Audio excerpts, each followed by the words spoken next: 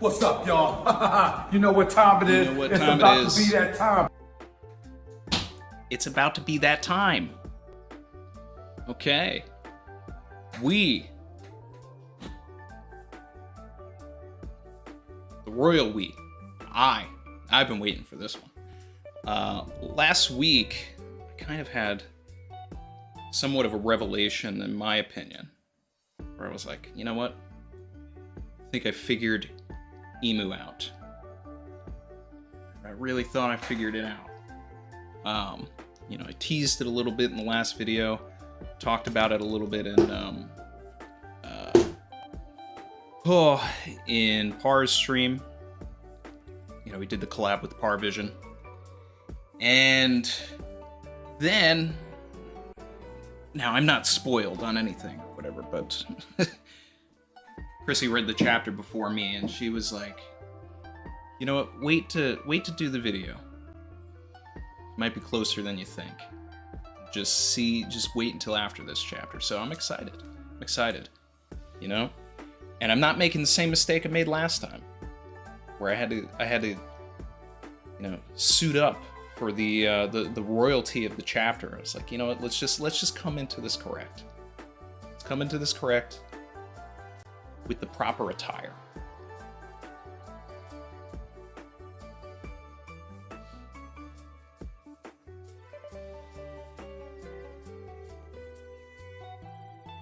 Ooh-ee.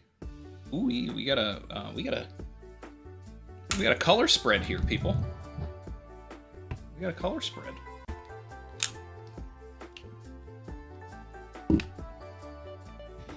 Now, last week was majestic. Like it was a phenomenal chapter. Like changed the landscape of what we know this story to be. And I'm just getting the OST ready in my ear here, and then we're gonna get to reading. But then I'm hearing people hype this one up like it's better than last week. Which, you know, the only proper move in any of this is to have escalation. So let's escalate.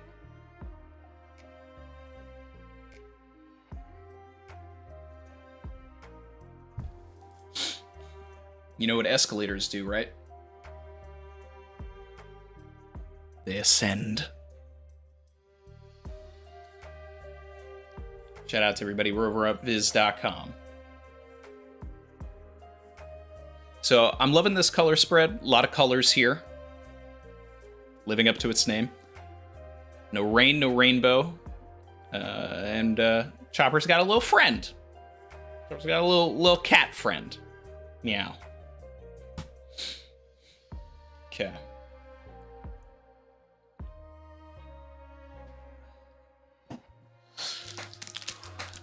Look at that castle.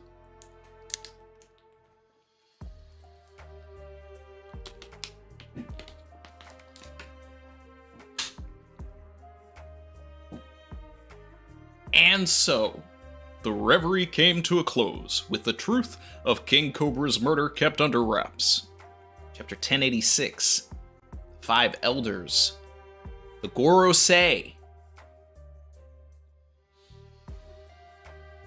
We got Igaram running around with pictures of the Queen, Princess Vivi. Tell me, have you seen this girl? Has anyone seen Princess Vivi? Alabasta. My man Chaka. Where is the king? He is ill and needs help. And we see some other character that I don't recognize that character at all. That character, I actually, why did Oda draw a panel that's just lines? There's nothing. This is like the John Cena effect. While on the ships, taking the various royals home, a number of stowaways kept their heads low.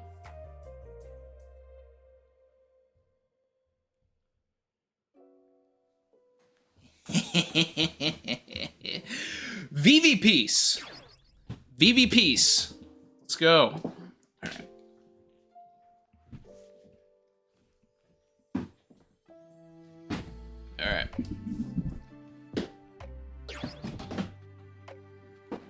Okay. Ah. Shout out to Amrit, member for 21 months, catching a stream after a while. Hope everyone is great. Well, I see the queen. I see the queen, so I'm already good. Okay, hey, which country's ship is this? Belongs to the Aegis Kingdom. Aegis's ship, Morgan's. So now we're seeing the other side of the call with Morgan's.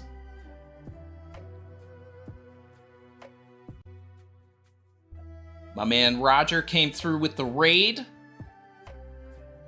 Shout out to my guy Roger, right as I'm on this VV page here, witnessing this peak. Drop those VVs in the chat.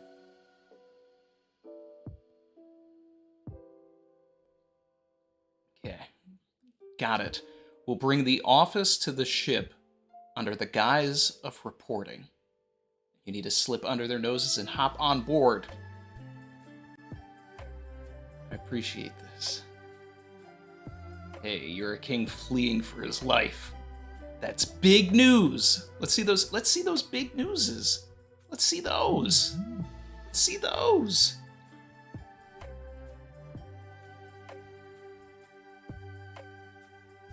Let's see that.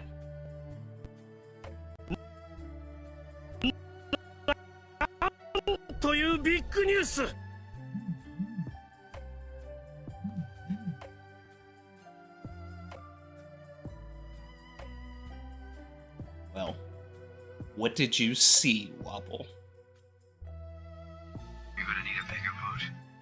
Shout out to my guy Alejandro Salas with the 5 gift subs, blessing the chat with the emojis.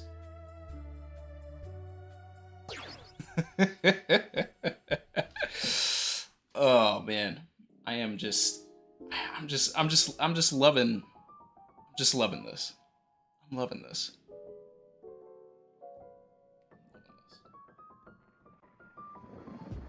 Loving this. Like, comment, subscribe if you are feeling the vibe. We're here. Come with me if you want to live. I'm just living on this page because it looks like there's no VV on the next page, you know, in the rest of the chapter.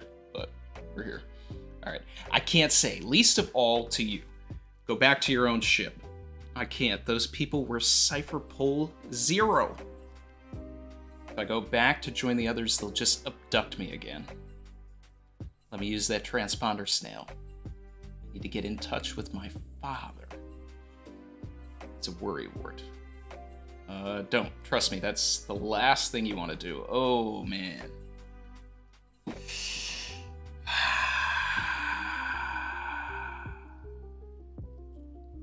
She's gonna get this information from Wapple?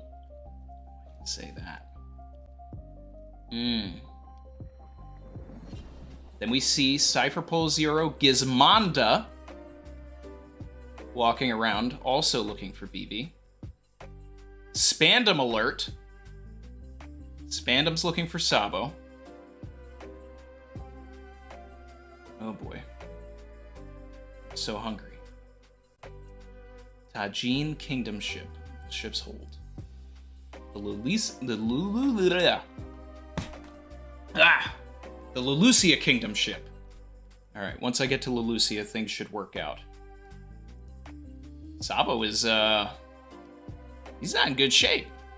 He's not in good shape. Counting on you, Sabo. You must survive. Oh, God.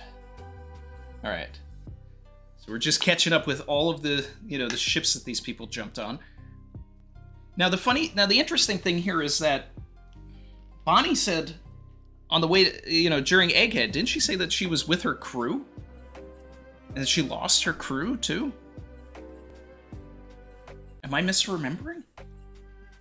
I thought maybe that's how she would have gotten out of there, but let's see here. All right. Next page. Very soon, the news came out of the assassination of King Cobra of Alabasta and the disappearance of his daughter, Princess Nefertari D. Vivi. Nefertari D. Vivi. Gotta say the whole name like a Tribe Called Quest. Sacred Marijoa. And tell Sabo Fellow. And this Sabo Fellow. Another man who bears a checkered fate. No one has led a life more affected by the D. But I'd really like to be finished with this egghead business. What is it? Oh, great emu.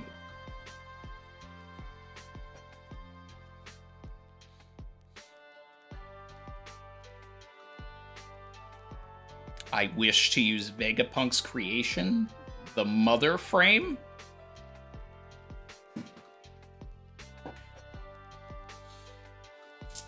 What happened to Lelucia? A Vegapunk creation? Is that what we're talking about here? Is that what we're getting at?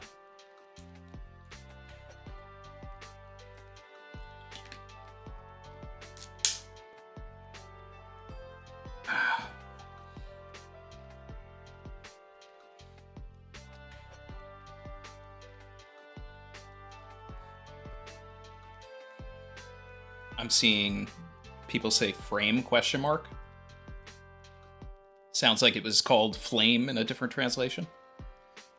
Yeah, this is Vegapunk's creation, the mother frame. Indeed, we will not know if it is real until it is tested.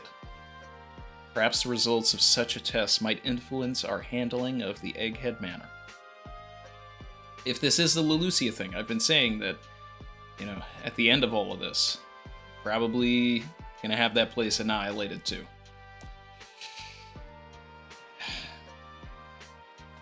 For a test on forested land would do better than open sea. Lelucia Kingdom. There are many people there. It does no matter very well. The world is as the Creator wills it. Why do you choose Lelucia?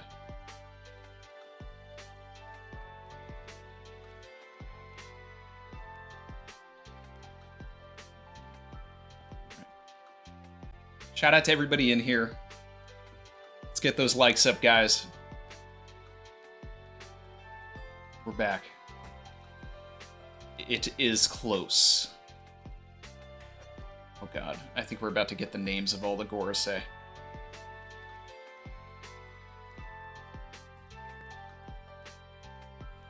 This is crazy. Why do you choose Lelucia Kingdom? It's close. This man, this being, this whatever emu is, destroyed a kingdom because they wanted to see it. Ugh. It's about to get spicy. Ugh. It's about to get spicy. He wanted to experience it in real time. Indeed. The necessary steps to make it so. 5 elders. Godhead of science and defense. Saint J. Garcia Saturn. This is why he's going to Egghead. Because he is the head of science and defense. Okay. Okay. Yeah, no, I'm so.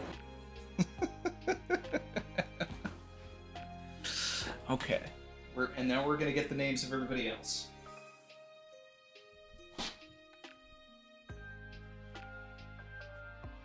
One second, guys.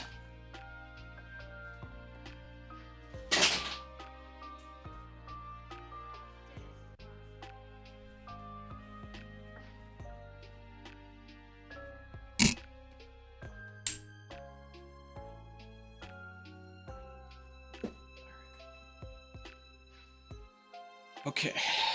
Okay. Okay. All right. Science! Okay. There are signs of rebellion in Lulucius Populus. Alright. So tall beard guy is now Saint Marcus Mars. Oh. Well, this guy just became my favorite Gorosei.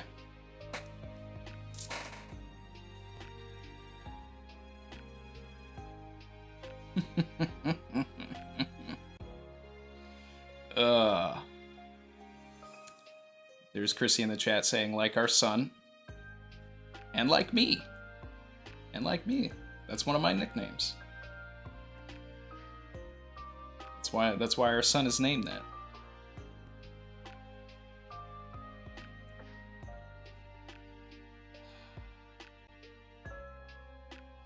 Saint Marcus Mars.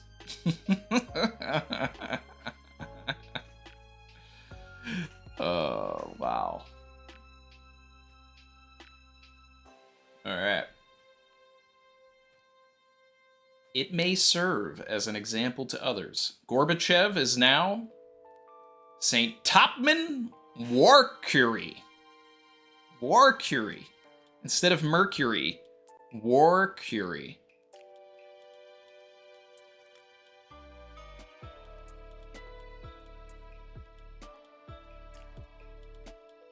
Topman. That's fun. That's funny. I like that. I like that. All right, Gandhi. And if we could use its power freely. Okay. Well, first of all, Mars is the godhead of environment. Topman. It's justice. Saint Ethan Baron V. Nzjuro. So, because he's got the Juro in there, we got the Wano vibes. But what is Oda doing here? Ethan Baron V. Nzjuro.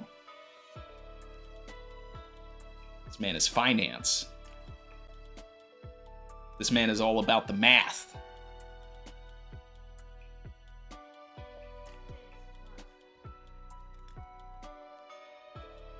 Two plus 2 is 4. Minus 1, that's 3. Quick maths.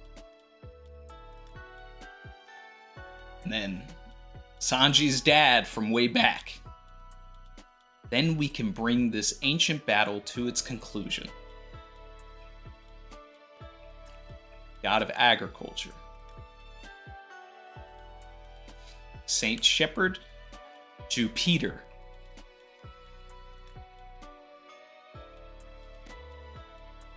It's Jupiter, guys. It's Jupiter.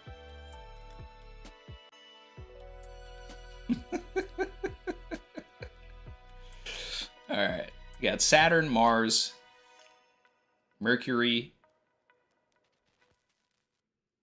What planet is Ethan Baron V.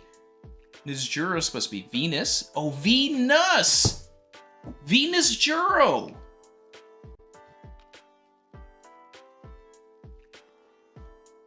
That's why the V is there. I'm like, what is the point of this V?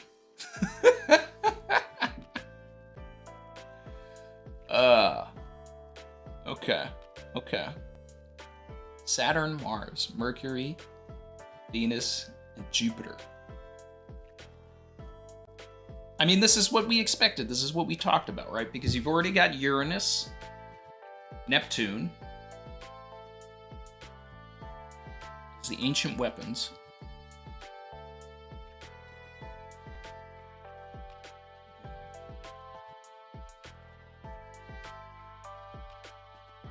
And Pluton. We got the planets, guys. We got the planets. We got the planets. All right, next page. There is one other thing. Yes. I desire VV. Leave Vivi alone. They said it will be done.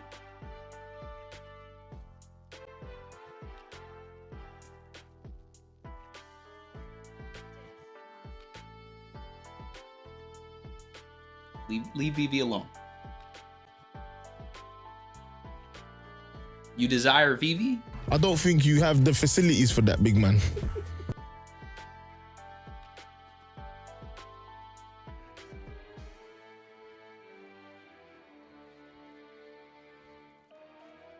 Emu, you blew it. The Navy. Rebellion in Tajin and in Aegis was stretched thin between the end of the 7 warlords. So, where Wapol and Vivi were headed to, and where Bonnie did head to, became one of the 2 of the nations that Sabo turned.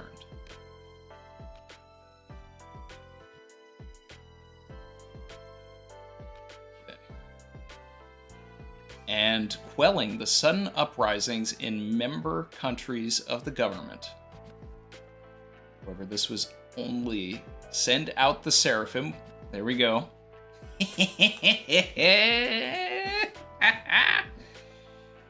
Woo!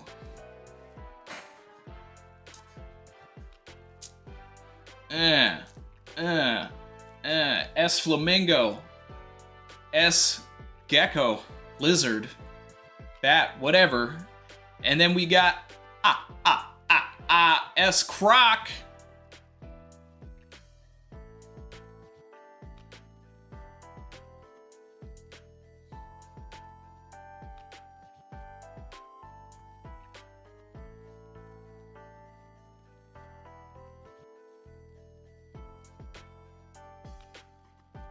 David Cott, member for 1 month, said, Croco Girl theory confirmed. Facts: 1 is depressed about its gender. 2 has Sabati Robin's hair. 3 has star eyes like Seraphim Boa. I don't know. I mean, they're looking a bit androgynous here to me.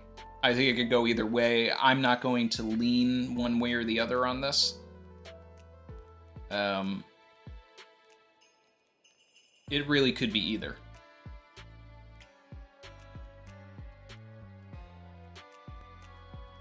But I'm pretty sure all of the Seraphim that we've seen have those eyes. Like, I'm pretty sure the S Shark has it as well.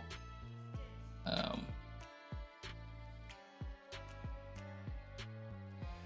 love how the Doflamingo Seraphim is even hitting the Dofi walk.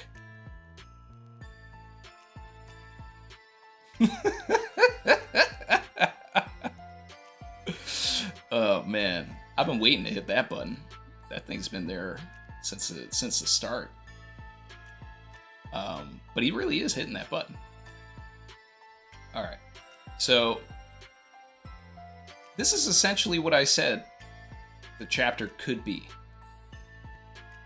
Last week I was like, all right, we'll get like a half chapter wrapping everything up, showing where everybody went, and then we're going back to Sabo's conversation with Dragon. So we're here. Yeah.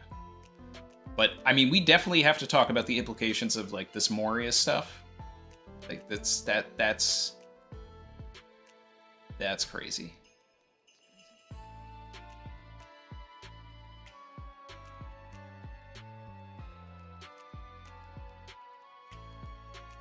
Send out all of the Seraphim. Crocodile appears in empty bluffs. The start of a new Navy campaign. So did the Cross Guild go up against the Seraphim? This is wild. Wow. Like, there is a reason why Oda is not showing us Moria on Egghead, and it has to do with the Seraphim. And I also said that the Seraphim, that there would only be Seraphim for the original 7 warlords. And it looks like that's becoming true as well. Alright, the moment we landed in Lelucia, the people were ready. They took King Seki and Princess Komane prisoner. welcomed me with open arms when I emerged from hiding. That was the first time I saw the news in the paper and learned that I was accused of regicide. They treated me as a hero and thought I wished to tell them the truth of what happened.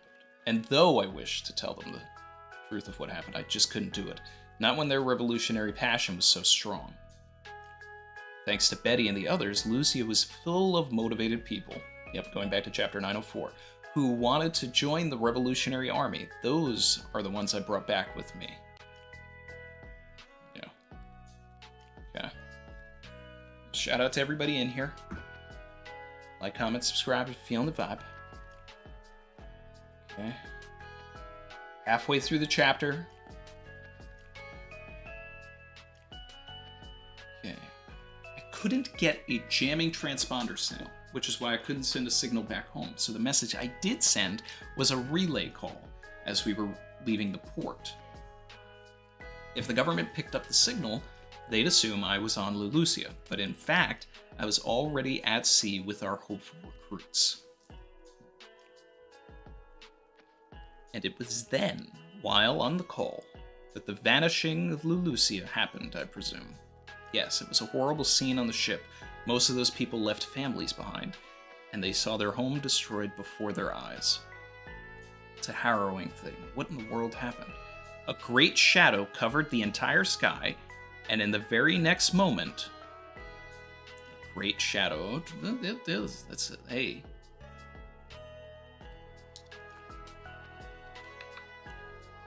Dragon's out here. It's holding out.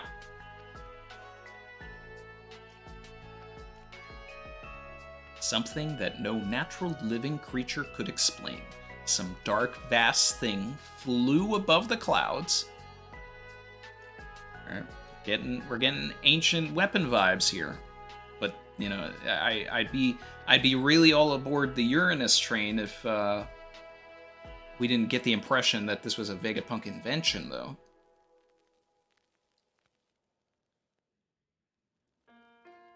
Sabo. You said the name Emu earlier. That's right. This is going to sound very strange, but among the first 20 who created the world 800 years ago, there was a monarch named Saint Emu of the Nerona dynasty.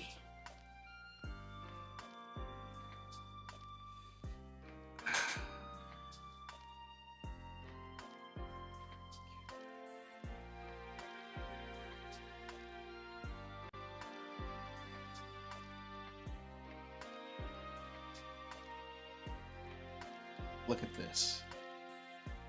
It said that the means to create everlasting life exists in this world.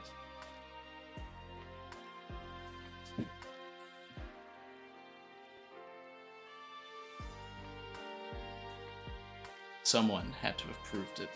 Someone out there has been living for ages and ages without dying.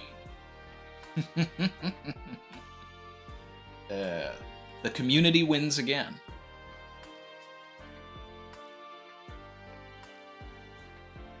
Another one. That's the community W right there. And then you're saying that's who I saw in there? Maybe the name is just a coincidence, but if the 5 elders are the greatest authority among the celestial dragons, so-called descendants of the gods, who else could possibly lord it over men like them? There's one more wild leap in this story, my boy. If this thing you saw fly over the clouds and destroy an entire nation was a government weapon, then only Vegapunk could have created it. Hold on, Eva. Vegapunk would not build such an obvious tool for murder. But what if it were an ancient weapon? And if Emu were alive since ancient times, it all links up. Robin told us that the ancient weapons are real. But if the government is in possession of a weapon, why have they not used it before? And why use it now? Alright, we back on the ancient weapon train. We back. It's about to get spicy. In the present day, sacred Marijoa, a single celestial dragon, had just been executed. We have no food, no bread, only cake to eat. But this was not news meant for the world to hear. Did Mjosgard get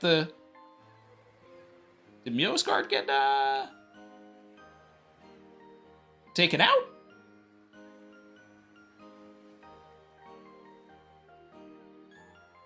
Who's this Moon guy? The man who passed the sentence was once the ruler of a place called God Valley. Today, he is the supreme commander of the Holy Knights. The man he had executed for protecting the fishmen was Saint Don Quixote Mjosgard. Stand up for subhuman scum. Yo. His name is Saint Figurlind Garling.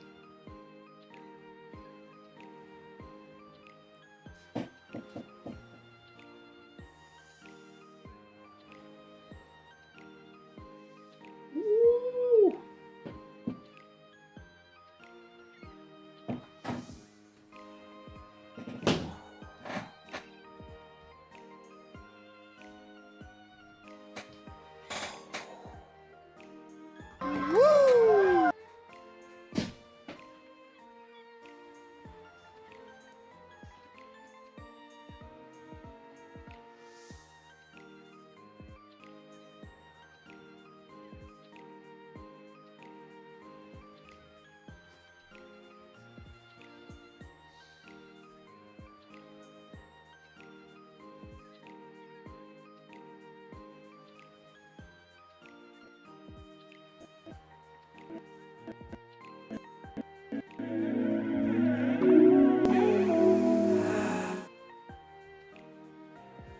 So is this Shanks' dad or his grandpa?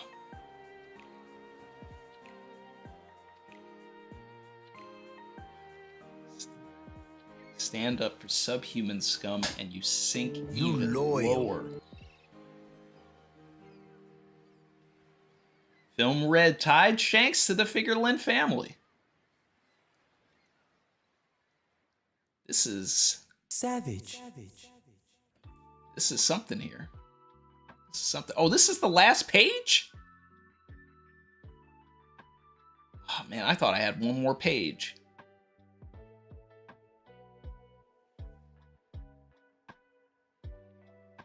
Wow.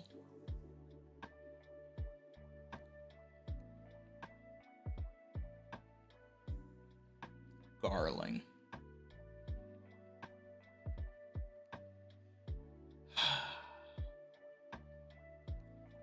He was once the ruler of a place called God Valley.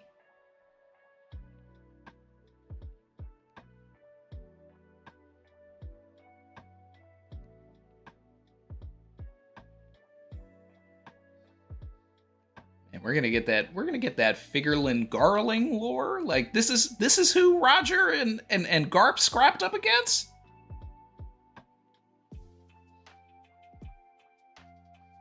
And then Roger Rayleigh just swiped up his kid? Oh, wow. Wow. Certified drip. It's about to get spicy. This dude's design is like is really awesome. But he's in the mud because he's bona fide racist. But you know, we need some bad guys in the end game. We need that. We need this.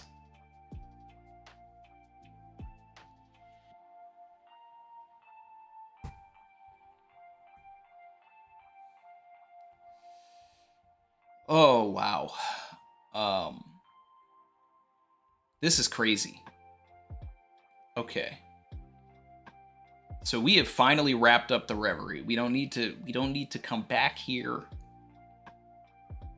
We don't need it. It's over. We saw, you know, I mean, we didn't get to see the reactions of the Alabasta Kingdom to all of this Cobra stuff.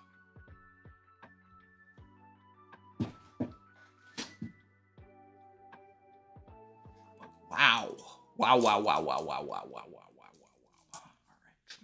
Let's think about some things here before we get into some stuff.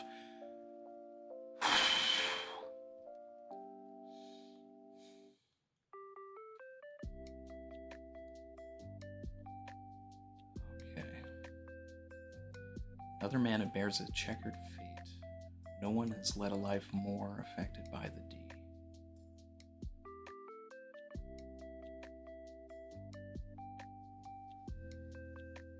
So they're in there talking about Sabo, and they're saying that he has not lived. No one has lived a life more affected by the D than him. And I mean, and that's actually kind of interesting, right? Because he's sworn brothers to Monkey D. Luffy, Portgas D. Ace. He is essentially the other son of Monkey D. Dragon. He had interactions with Monkey D. Garp. Now, he tried to save Nefertari D. Cobra and has to pass on a message to Nefertari D. Lily.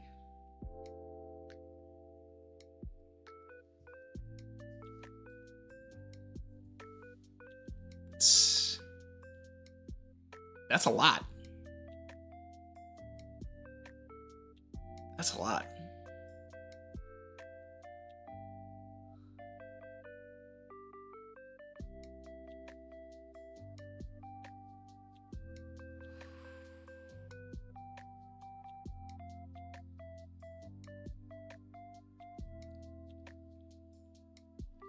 Wanted to use the mother frame.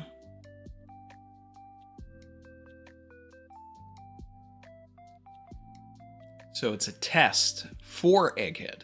So the whole point was, let's make sure it works before we use it on Egghead. So Lelucia is coming to Egghead. She'll take the necessary steps to make it so. There are signs of rebellion in Lelucia's populace.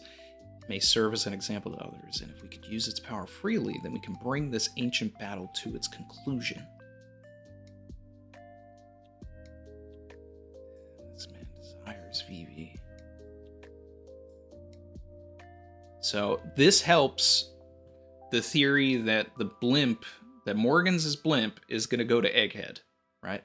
Because if Emu finds out that Vivi is on Egghead, that may be a way for them to survive. Vivi is going to be key here. Because Emu's not, if Vivi's back with the Straw Hats, Emu's not going to use the mother frame on the Straw Hats because he doesn't want to kill Vivi. So this is good plot, stuff to kind of save everybody here. Savage. And these other Seraphim, they have to play a role somehow. So maybe they're coming to Egghead. Savage. But then again, are they going to Empty Bluffs? This is stuff we got to talk about here. Basically getting confirmation that Emu is, immortal.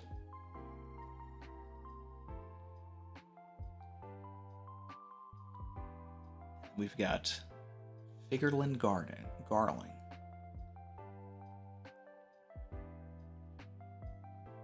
Dispatched, murdered, packed up Don Quixote Nosegard. Ugh. Handling an internal matter.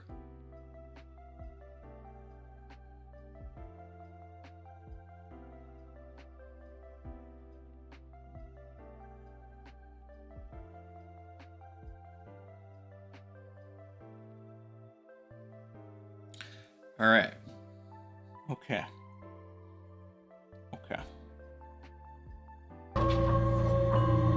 Let's take a look at the chat. Savage. Someone cooked here.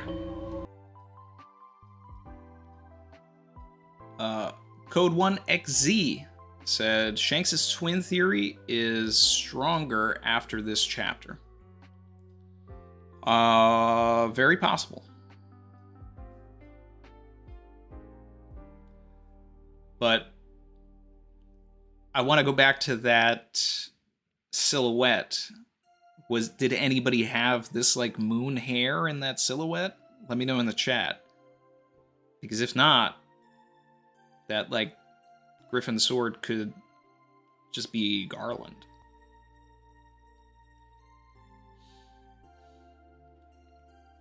You loyal.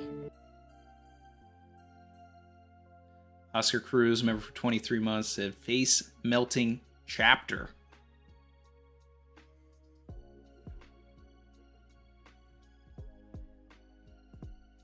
Yeah.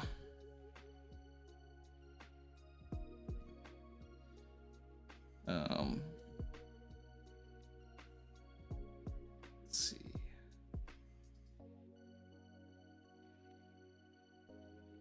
That's what I'm talking about! That's why he's the MVP! That's why he's the GOAT! The GOAT! Barnacle Boy 127 said, apparently Japanese fans have pointed out the way Ivankov refers to Emu in Japanese indicates that they are male, or at least the historical figure from 800 years ago was. My thoughts on that? Well, the line... I'm assuming that Oda is going the route that Emu, like, desires Vivi.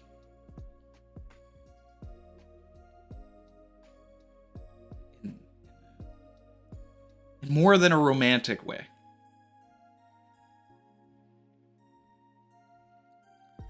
Zote, member for 3 months, said Vegapunk created a power source for the ancient weapon.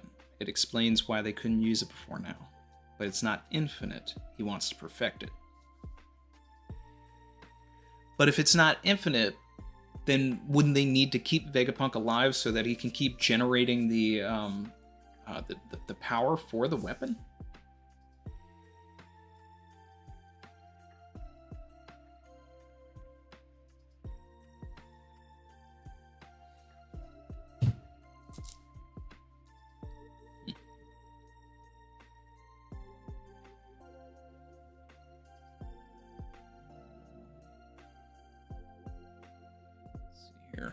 Alejandro Salas said, one in the chat for our boy Miosgard. Yep. Man got packed.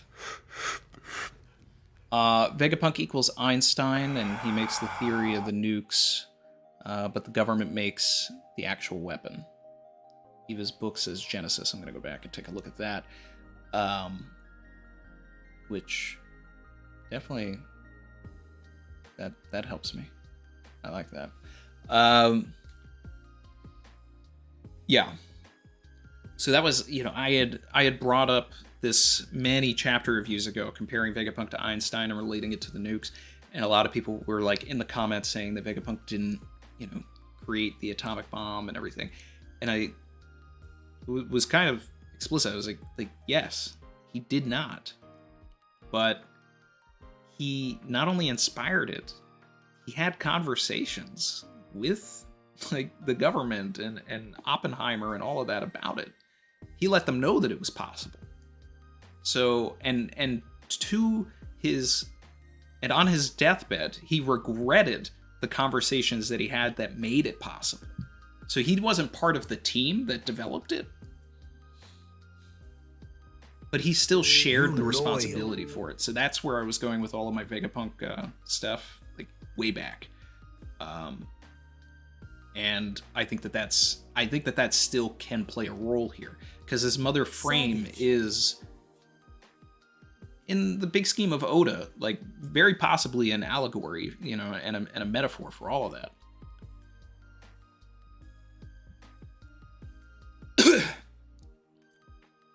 Shout out to Chinho Wong, my guy, member for 23 months, said Usopp versus S Croc Girl confirmed Usopp beats all girls. Well, he didn't beat S Snake, huh? I don't know. I'm still iffy. Still iffy.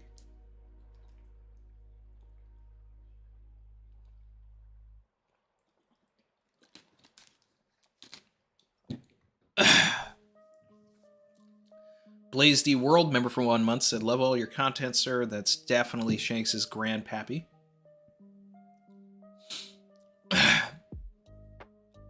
Or dad. We don't know. Could be dad, right? Because theoretically, Shanks is early 40s. So, I mean, this guy could be, 60s, and then we're right there with it. 3-day trip, member for 2 months, said, "W chapter, W stream. Thank you for all you do, Randy. If you get a chance later, read the first 3 lines of my 1086 OP Bible study Reddit post." Well, after this review and everything, the next video is going to be very, very biblical, very, very Bible related.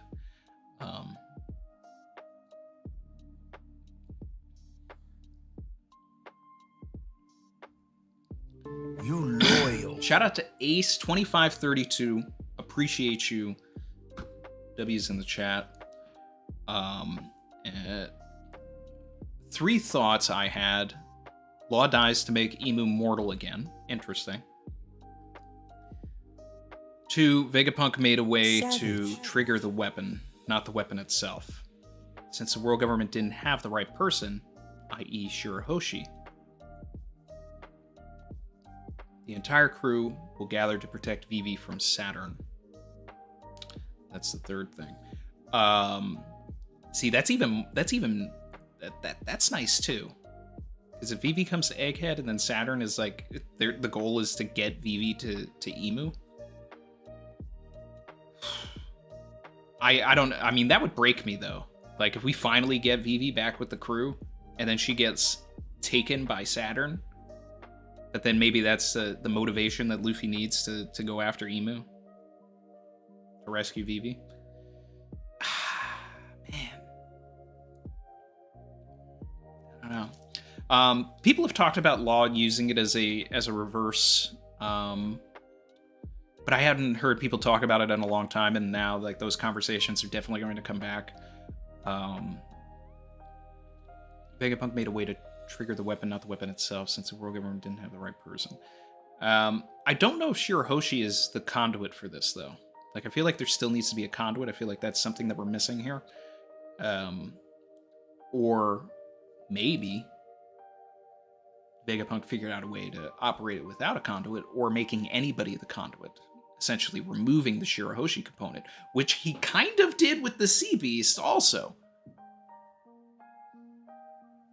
Because he's using Sea Kings. Oh, I think we just cracked it right there.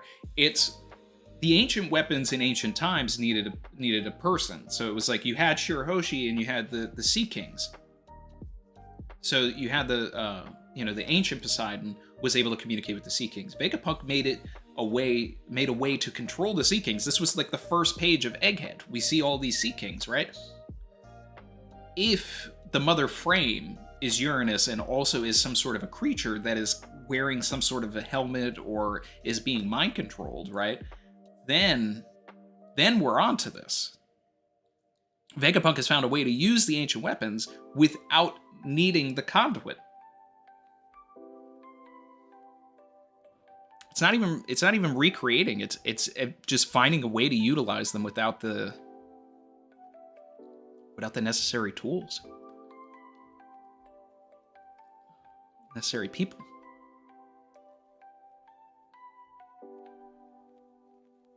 My guy Matt's in the chat. He said, "Looking clean as hell this morning, bro." I had to show up. I'm in the presence of royalty.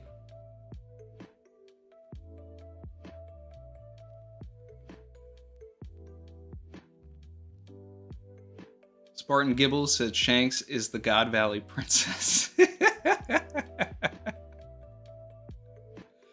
Matt said, "Do we need more endgame baddies?"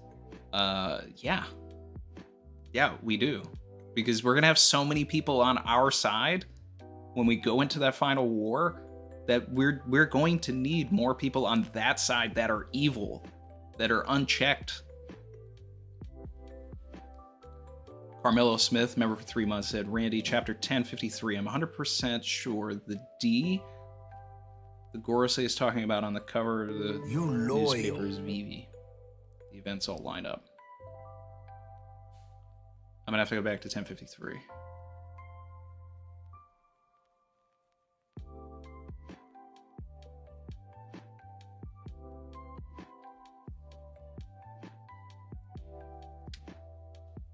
Matt, you still in here? What's your take on this crocodile business?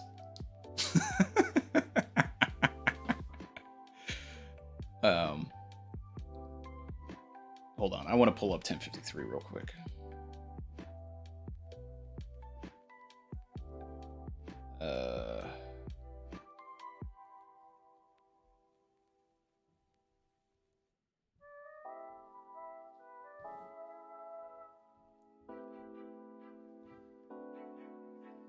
Okay.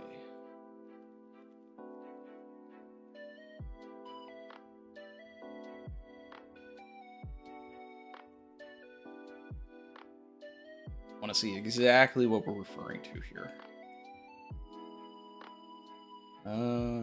What's that picture doing here? We never had the opportunity to prove this, and I'm certain I told you to remove the D off the name.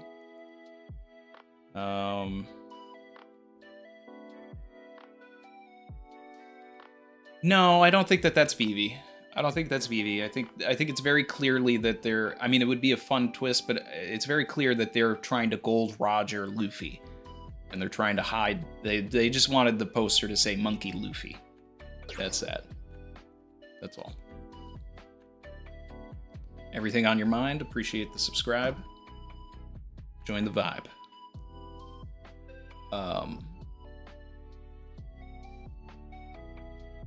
Marcus Taylor said, Garling ain't have this energy for Fuji. Fuji just walking around, just doing what he, doing what he needs to do here.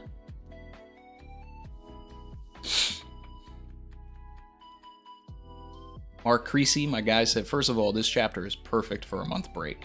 Plenty to theorize about. Speaking of which, I gotta post the link to my theory on Vegapunk and Saturn's connection. Okay.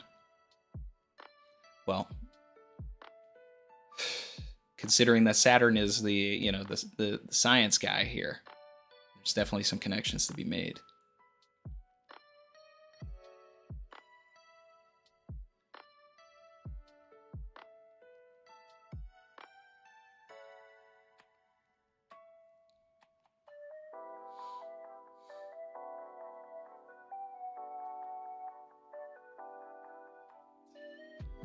Ronnie Williams said Mother Frame equals the energy source for the ancient weapons needed to power them. Maybe the Iron Giant too. Mother Frame, motherboard, mainframe, computer stuff. J. Real Hogan's member for 1 month said, Part 1, what if Shanks' father is not Garling? Garling is probably his uncle. His father was probably killed because he helped slaves. Now that's fun too. We, want to keep Shanks clean here.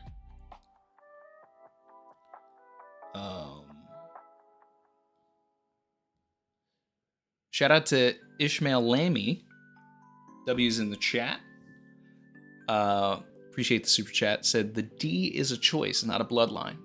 Emu seemed unsure about Lily being a D. Emu was pissed that Lily made that choice 800 years ago. The D was initially a choice. We did actually discuss this a little bit last week, and in terms of did Sabo just become a D because like his will being inherited or passed on by Cobra.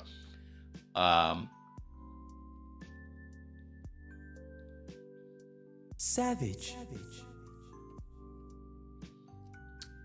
Yeah. It the other thing we talked about with that scene was it seemed like Emu wanted confirmation. Like they thought that they had, chosen the D or, accepted that, but just wanted the confirmation. Like, I already know the answer to this, but Cobra, just confirm this for me. And then he got mad when he heard the name. Savage. So, yeah, I think that there probably is some sort of an element to it, and I think that's also why there's so many like different Ds as well, because it's kind of like a screw you to the government.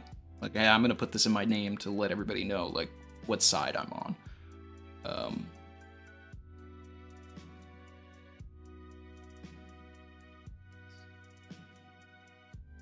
Brandon King said, those who eat at Burger King sink even lower than scum. Warrior for McDonald's HQ. Enemy of the Burger King. St. Mac tonight, Garling.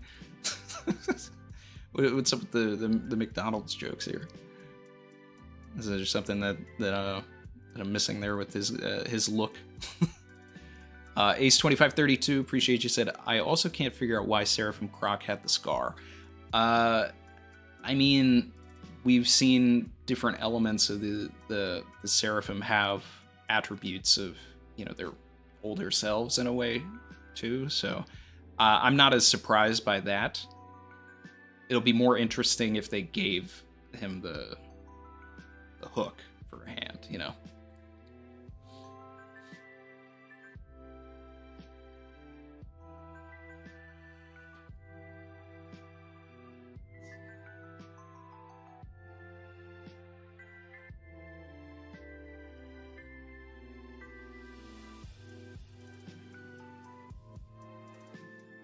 Let's see.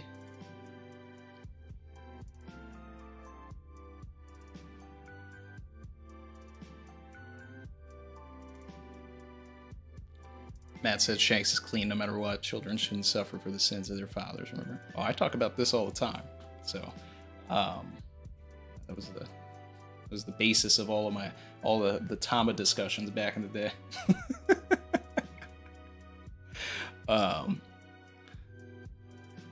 See, my guy Mark said almost forgot. Called that connection in the theory. Here it is.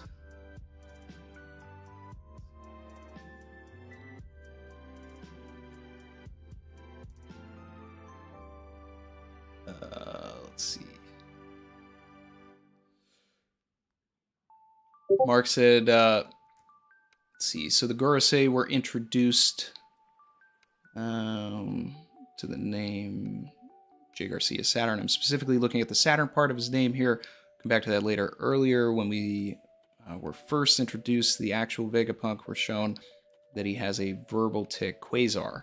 When that happened, I looked up Quasar and saw that there is a Quasar called the Einstein Cross. We talked about that a little bit on when that chapter came out. Everybody was like, the Einstein Cross, yeah. The Einstein Cross is a gravitationally lensed quasar, and it just so happens to look like the world government symbol. Yep. Anyway, I'm trying to draw both the obvious point that Vegapunk is connected to the world government, but also that there is a space and celestial body motif. Now, back to Saturn. Saturn has 7 rings. Simultaneously, there are 7 Vegapunks, all including the Stella, main body. My thought was, what if Vegapunk and his copies are Saturn's 7 rings? Now, what could that possibly mean? I have no clue, but could make Vegapunk a celestial dragon. Well, I think we know that Vegapunk isn't a celestial dragon. You know, like, him meeting the Gorosei was like a big deal. So, I'm not... But I think you're on the right track with the idea of these, you know, the rings and all that, and there's definitely a comparison to be made with the Seraphim and the Gorosei, which I'm definitely going to get into, you know, in my next theory video. It's less scientific and more biblical.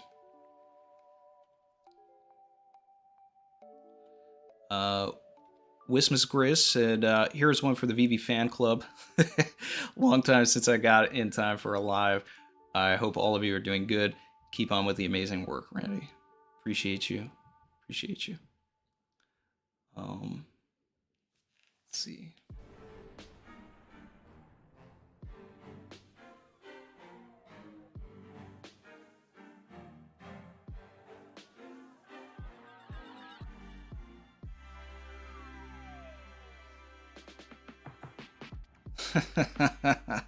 All right. Ronnie Williams sent me the McDonald's reference. I actually do remember that.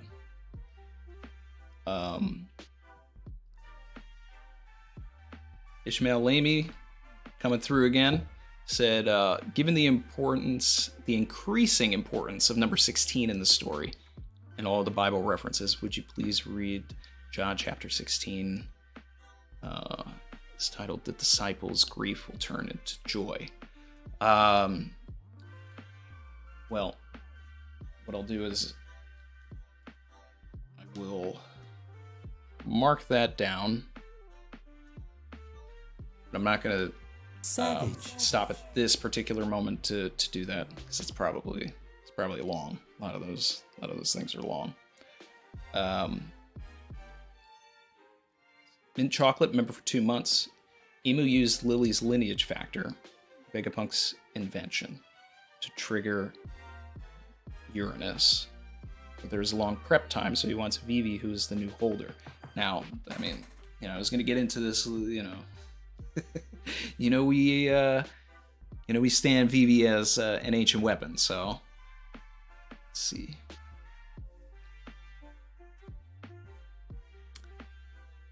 Lily's lineage factor. Vegapunk's invention to trigger the flame.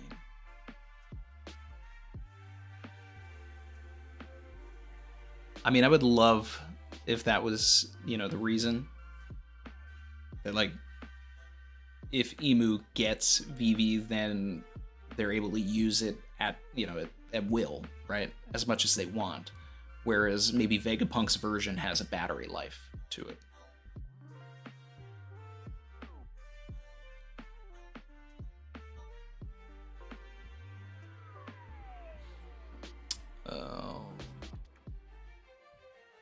Let's see here.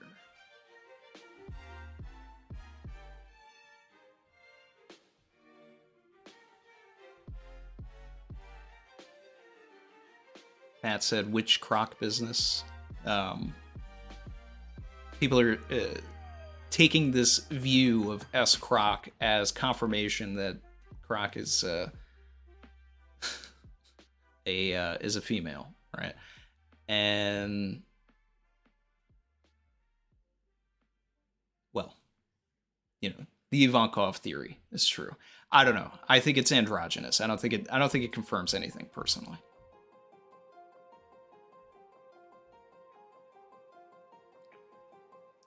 Old Green Knees said, Captain, what's Vivi's power-up agenda? Wapple metal peacock slashers. I mean, that's the easiest, I think. A devil fruit would be great, but hey. Shout out to LJ916, appreciate you. Said, random theory, what if Emu had a paw user take Emu's original soul and memories and place them into Lily's body? All right. Let's follow the line of thinking here. We've already been talking about potentially Lily having paw stuff and sending the poneglyphs around using that. We talked about that last week.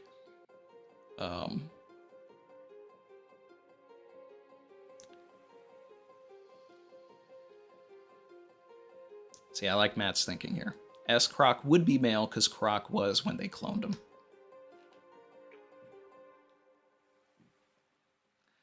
Let's see. Emu had a paw user take Emu's original soul and memories and place them into Lily's body. Then an OP user performed the immortality surgery. Maybe Lily was even a Joy Boy reincarnate taking over by Emu. There's a lot happening in this super chat.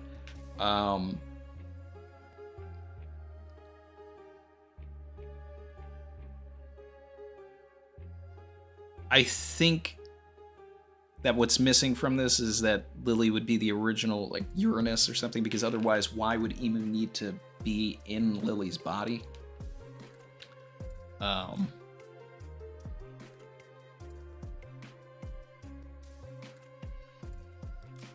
But do truly believe that the pawpaw fruit is going to have some correlation to the ancient kingdom, to, you know, like, it is an important fruit. And the Opi no Mi as well, but I would say that even the pawpaw fruit is more than that. And like, that particular fruit also, and I'm pretty sure I've talked about this before, but like, that was one of those things when that was the first game-breaking fruit. Like, reading weekly, like, everything was like pretty straightforward. Okay, crocodile turns into sand, Enel turns into lightning, you know, Smoker turns into smoke, Luffy's rubber, Mr. 3 does wax.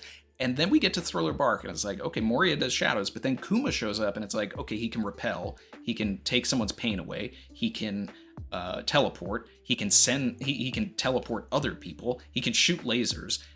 You know, like, what's going on? And we had no idea what was going on with this particular, and some of the things I mentioned are because it was a robot, not necessarily a, you know, his fruit, but still, it was like one of those times where it was like, what is Oda trying to do?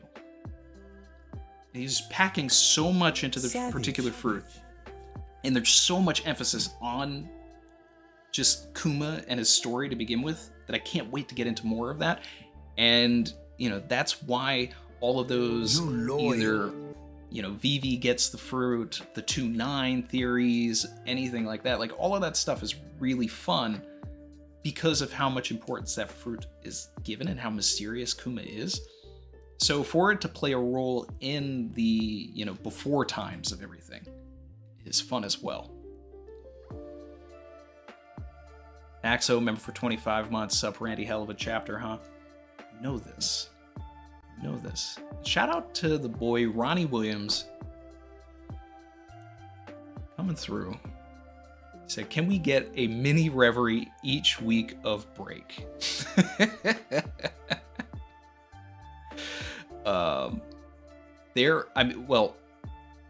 There's definitely going to be at least one Reverie. This I know. I saw some people. I think I saw it in the chat. But anyway, we've been talking about King Recon being the host of the next Reverie. But then there's also talk, which we're trying to figure out, is in-person Reverie. Maybe tied around the time of Anime Expo. Working the details out. Been talking with Roger about it. I think Brago's down for it. I don't know. It's all really early discussions, but you know, there's going to be a real Reverie, and then I would probably classify the in-person Reverie as like a mini. I don't know how long it's actually going to go, but yeah.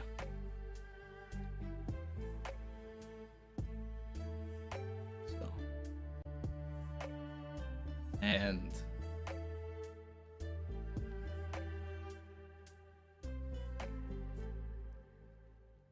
let's see. Ronnie said, 1 week par host, next DAC, next Hype Hunter, next Hidden Kev or Recon. Need your help with this agenda, Randy. Well, I mean, you're already getting part of what you want, because Recon is definitely going to host one. And then shout out to Ishmael. Put those W's in there. This is lavish bracket activity here from Ishmael, and I'm very appreciative. Do you remember the Straw Hats doing the X with Vivi? Do I remember the Straw Hats doing the X with Vivi? Which ended up being a D. That is the D right there. And shout out to Ronnie Williams with the 10 memberships. That is also lavish bracket activity.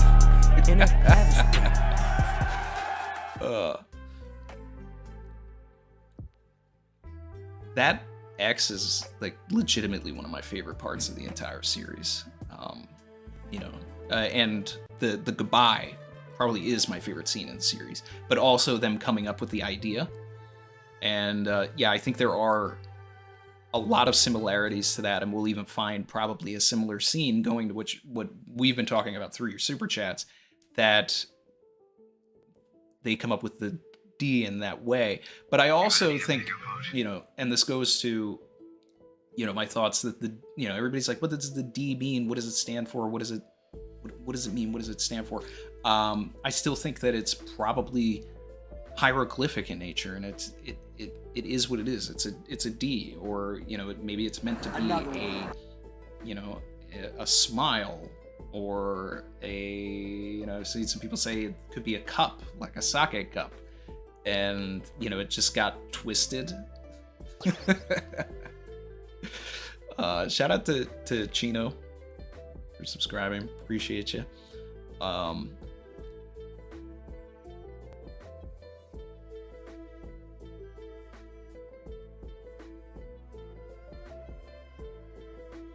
J. Hogan said, part 2 to their original theory, the one thing we know Garland hates is people who help trash. Therefore, Shanks' father hid him in the treasure chest to protect him from Garling.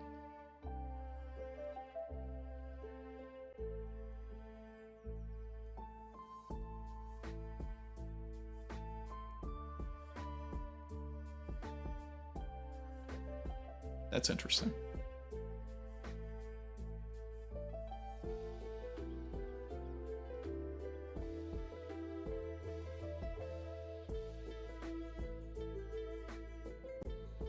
Someone says, when does my reaction start? It already happened.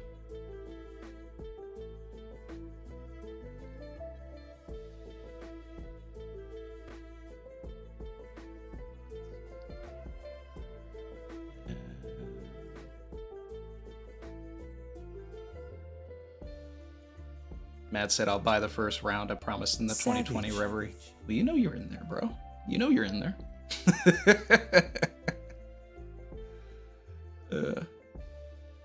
We're figuring it all out.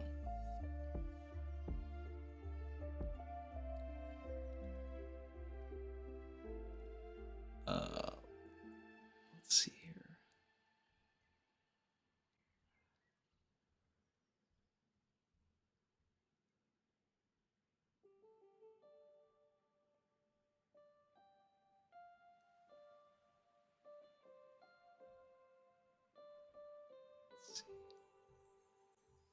Catching up on the chat here. Nasty Ninja 808, member for 1 month, said, I saw that N-E-R-O and A kanji all combined to form kanji for God. Im Narona, I'm God.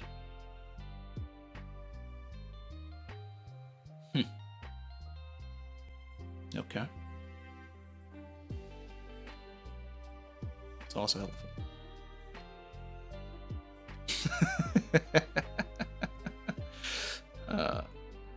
I definitely want to see more about that. K-Pro N, appreciate you, said, so did they stop the war because they didn't want to fight Shanks? Or they were obligated to because he said this war is over and they had to listen to him? Is Shanks technically a higher authority than the Marines? He absolutely is. And we've talked about this since that, I mean, really before Film Red, but even more after Film Red. Is Shanks a celestial dragon? All this kind of stuff. As I'd say it hit critical mass when he showed up to talk to the Gorosei. But the idea is that if Shanks showed up to the war, he would technically be the only celestial dragon there. So everybody would have to follow what he says. So if the war is over, the war is over. Because he's tied to Figurlin Garland.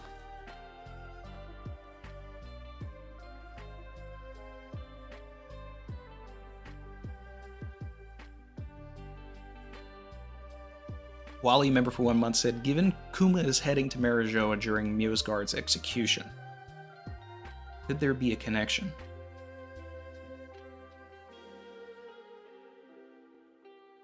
Also, Ivankov's theories feel like obvious red herrings.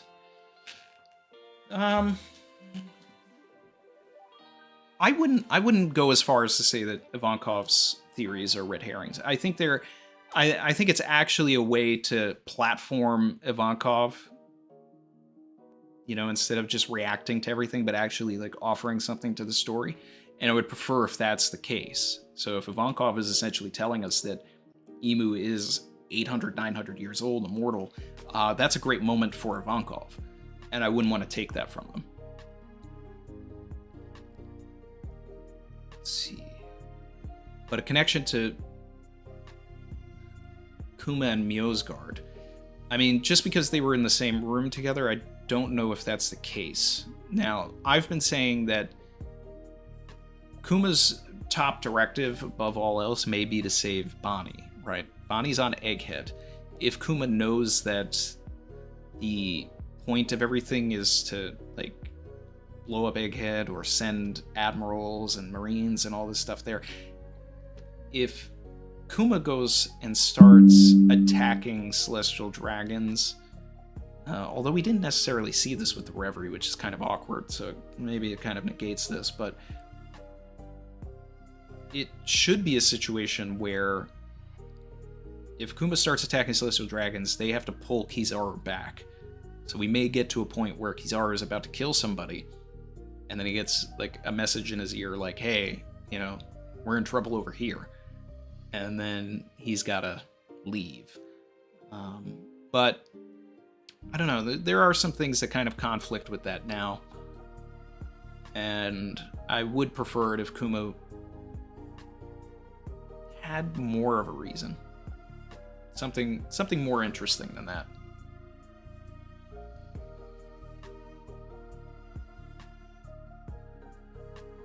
David Cott said, Mjosgard, I want to live. Well, sorry, buddy. You are, I don't think you have the facilities for that, big man. Currently, I don't think you have the facilities.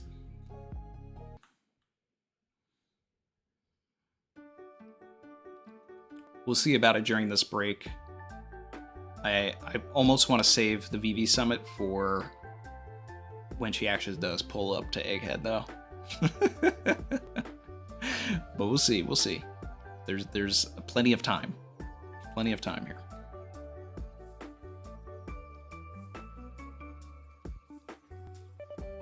Savage.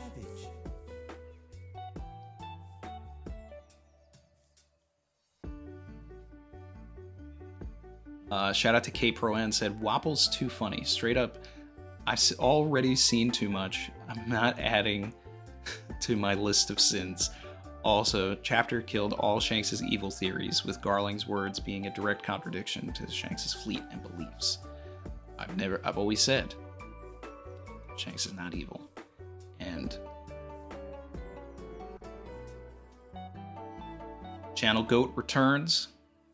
Shout out to my guy Ty. He's here.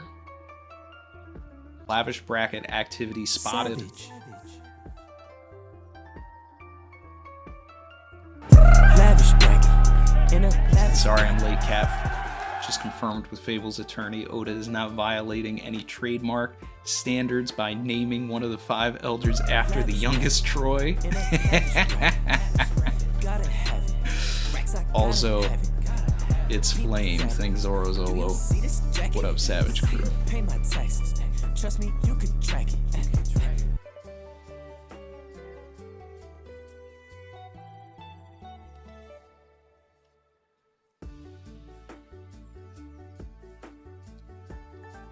So I like the idea of it being both. And I think it can exist in a world where it is both. Because there is a flame that is coming down, right? A flame. But also, if it is technology, then it's a computer joke. Because motherboard, mainframe, and what I was talking about earlier is I think Vegapunk figured out a way not to recreate the ancient weapon, but to activate it without a conduit. And we see this at the beginning of Egghead, because all of the Sea Kings have these like wild attachments to their heads, right? And they're accepting orders, as if Shirahoshi was there. So if Uranus is like a bird, or something, right, that can do this, then perhaps Vegapunk was able to just put a gigantic receiver on them that allows them to hear Emu's orders.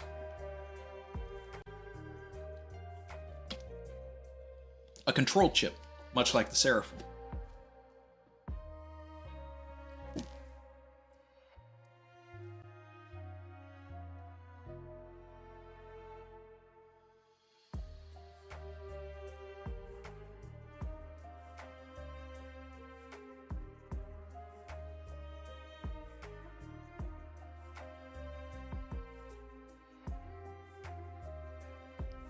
See Chrissy in the chat.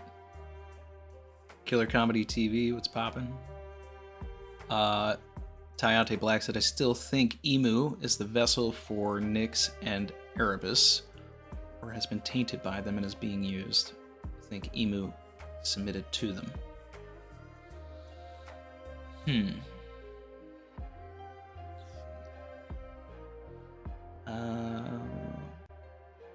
Miles, does this make more sense with the whole I'm going to be a celestial dragon talk? Like York okayed the use of Mother Frame without the rest of Vegapunk's knowing? I would love that. Oh man, there's some more lavish bracket activity going on here. Shout out to Killer Comedy TV with the 20 subs. We may actually get a new emoji.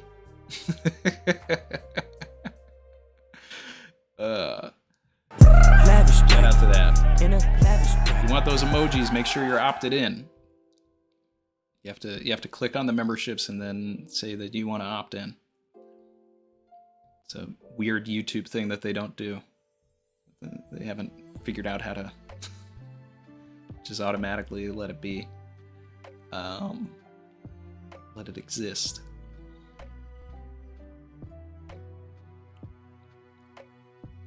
I'm really loving this idea of York doing it like against the knowledge of Vegapunk, right? Like that's one way to make York a much more interesting character and a more evil character, is if behind Vegapunk's back they're the ones that created this, like using maybe Vegapunk's notes. I mean, they share the same mind, right? Chrissy, member for 24 months, said Mother Frame is giving Spaceballs vacuum. Yeah, we're in here. Matt said, goated stream, love all the savage love. Oh yeah. Shout out to everybody here. Let's see. We've got 279 members. Okay, we get a new emoji at 300. So now we're just 21 away.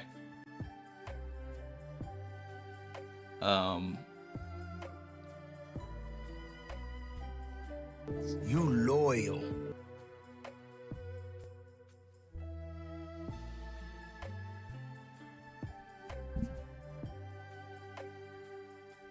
Let's do Your this. health is your big.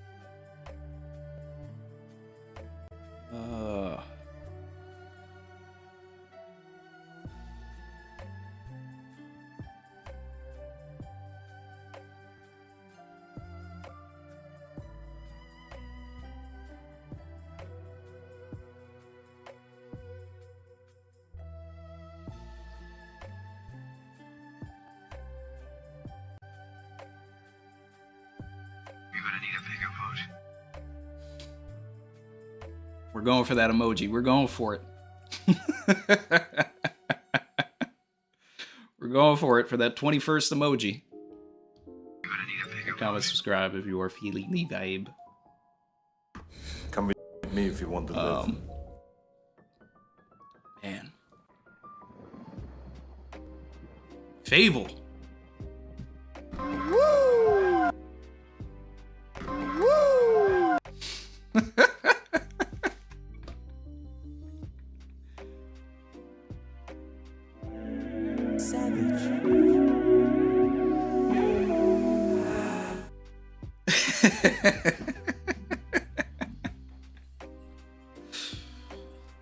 Oh my god.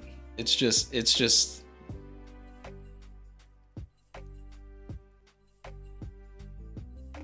memberships. It's just memberships everywhere. Shout out to everybody. I hope you opted in.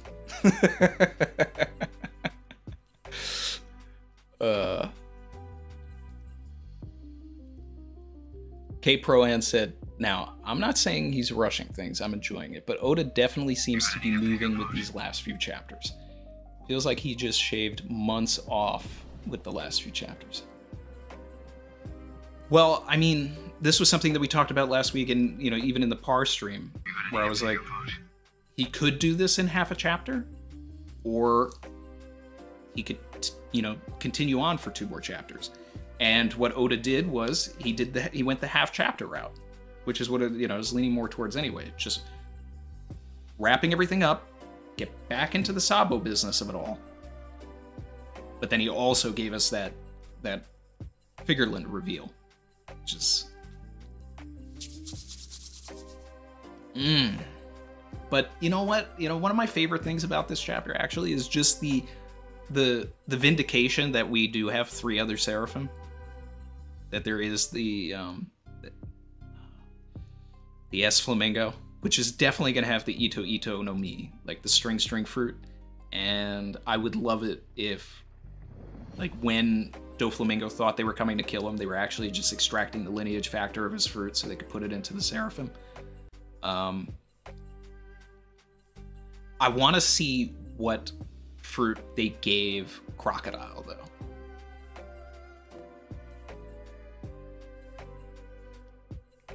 And Moria, for that matter. But it could be. I mean, the Kage no Mi, isn't that actually a Paramecia, though? Savage. Because I think that was a thing. Like, we all thought it was a Logia for a long time, and then Oda said it was a Paramecia.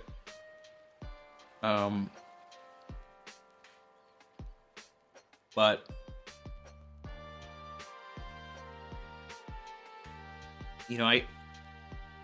I think my favorite theory to come out of, like, the talks of, like, what fruit could S Croc have, and this also came from the, like, the discussions about,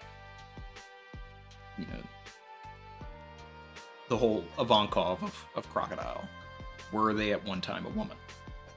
Is if, since we're also on this, like, return of the Baroque works stuff, Savage. I can't remember who said it, because I'm not taking credit for this. Somebody in the chat said this once, where it was like, what if they had Von Clay's fruit, right? Because they are also in Impel Down.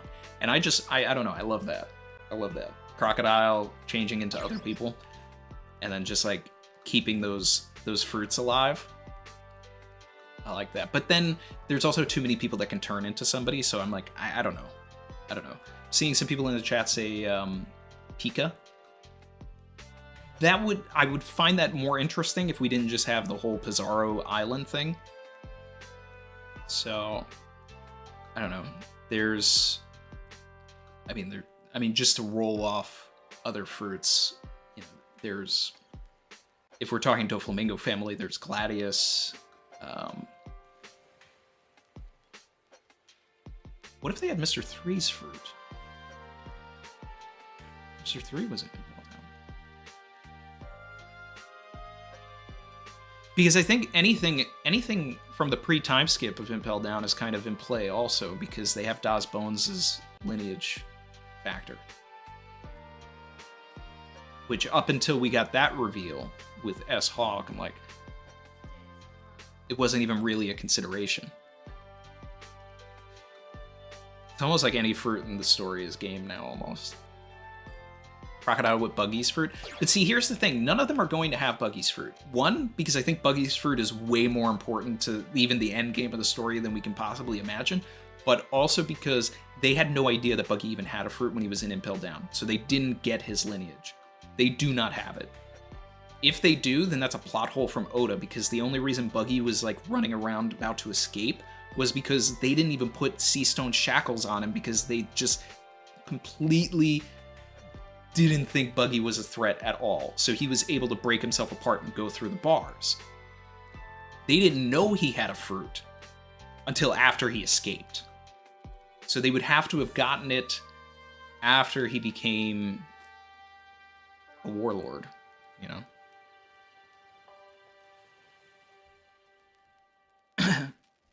Shout out to Barry Motivated, said, I can only assume that the family doesn't claim Shanks with the distinct difference in morals and is linked to piracy.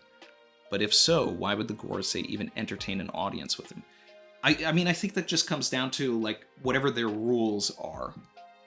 It's like, yeah, you don't follow our... shout out to Terrible TJ with the gift sub. Woo! Another one. Like, I would expect that the Gorosei would have an audience with Doflamingo, even though he's a pirate, and even though the Doflamingo family left, right? It's not so much what you choose to do with your life, as much as you have the blood of the creator in you. So you just get access. But the thing here is, much like Luffy follows Shanks, and, you know, Sanji follows in the steps of Zeph and everything. It's like, this story is the choose your daddy show. Like, that's what this is. It doesn't matter who your daddy was, you choose your daddy. And Shanks, he chose his daddy as Roger, so he doesn't recognize Garland or anything like that, but he acknowledges, in the same way that Sanji knows that Judge is his real father, even though he doesn't, like, look at him as his father. It's like, that's just what it is. So he gets certain benefits of being a celestial dragon, and, you know, we're seeing that element here.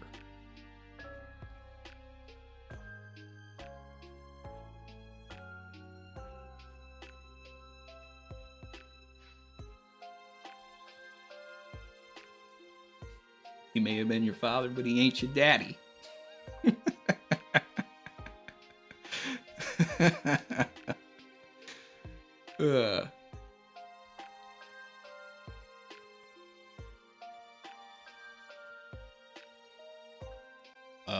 Emil Diaz said, what if S-Croc has Eva's fruit? Magellan works too. Ooh, Magellan's fruit? Now see, now that's a comeback.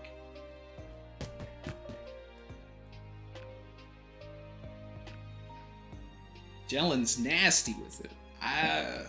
Ooh, that's a top 5 fruit. That's still a top 5 fruit. But it actually, the funniest thing is if it is Ivankov's fruit. Because then Oda can play with the community theory. Could you imagine, right? We see S-Croc, and they are a woman. And then everybody's just like, oh my god, the reactions are crazy or whatever. And then in the next chapter, it's just like, then they turn into a man. Because they're just flip-flopping because they do have Ivankov's fruit. That's Oda's have the cake and eat it too. Where Crocodile stays a man, but then there is a female crocodile out there. That's funny. That's funny. But I actually love the Magellan idea also.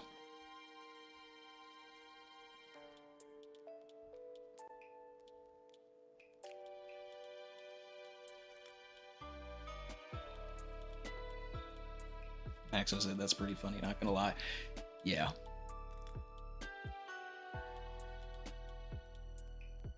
Maxo said Croc with Magellan's fruit would be amazing. Too bad it's a Logia.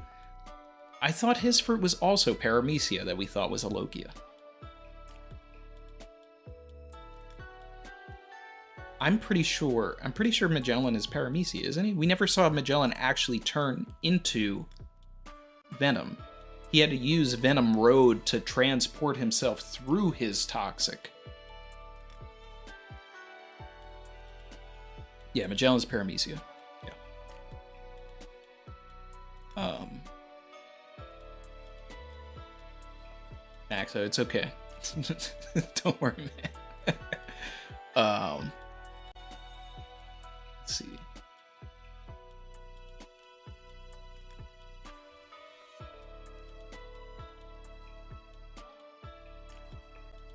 Let me check on this real quick here.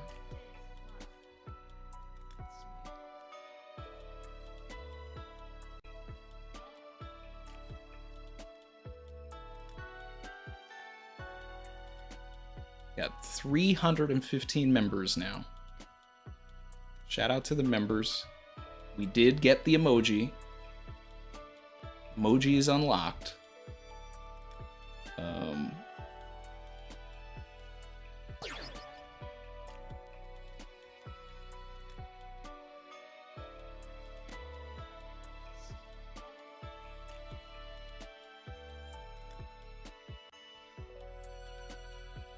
Discord members, let me know what emoji you guys want to see. It's new emoji time, so you let me know. Shout out to Gay Porn.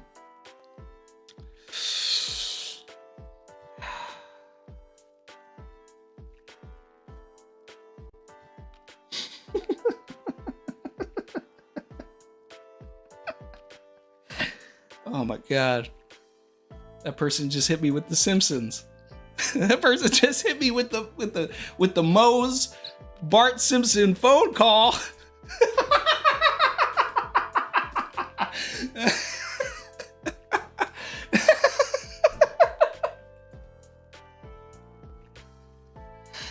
Oh, wow.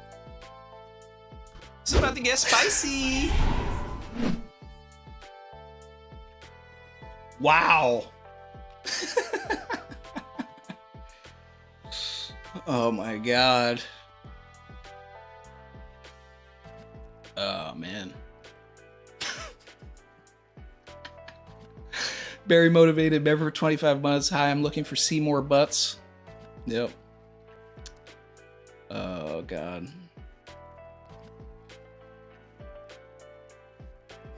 Maxo, if you ever call this number again, I'm gonna...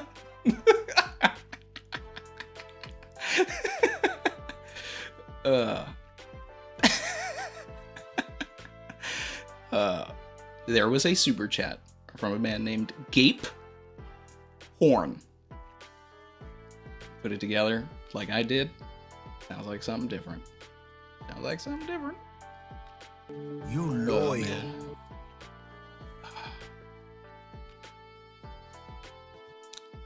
I forget if I have a Simpsons thing on the Savage. the soundboard. I don't know. All right. Let's go back to this chapter. Let's take a look at this.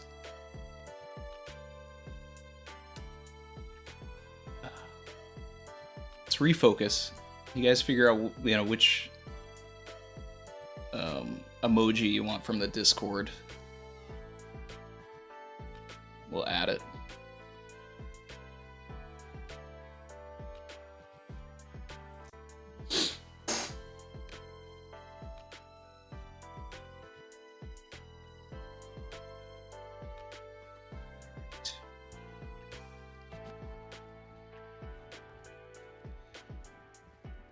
So, I'm not going to get too much into the analysis because I'm going to save it for its own video. But I still feel like I have kind of figured out what emu is, and I still think that it's biblical. We talked about in the last stream, like, what if emu had the devil fruit, right? Akuma no Mi. But then after the stream, thought about it. It was actually something that Chrissy had said that sparked it. Was we were watching a television show, and we were coming up with our own theories about what was going on in this television show, and it's just like are these people in this particular show we were watching? It's just like, are these people dead? Like, what is this world that they're in? Is there are these things demons or angels or anything like that? And then she reminded me of something very important, where she said, in the Bible, angels are feared, and there are bad angels. So, I'm gonna get into a lot of biblical stuff. Wait for this video. Moo's an angel. Okay? Heard it here first.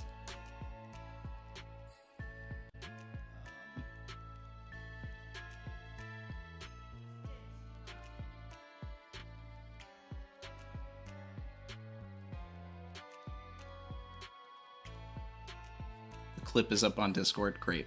We've been clipped. Fantastic. Amanda hug and kiss. Yep. That was the one I was trying to remember. I was like, Amanda, what was it again?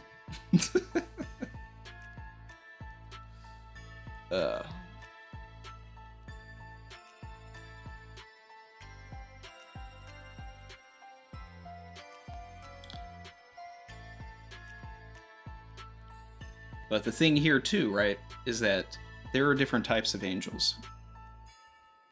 There's different levels to them. And the seraphim themselves are a type of angel. I believe that the Gorosei are Oda's version of the cherubim.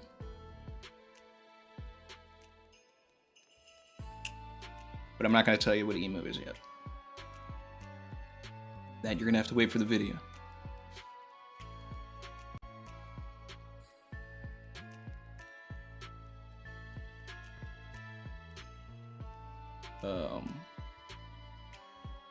Let's see.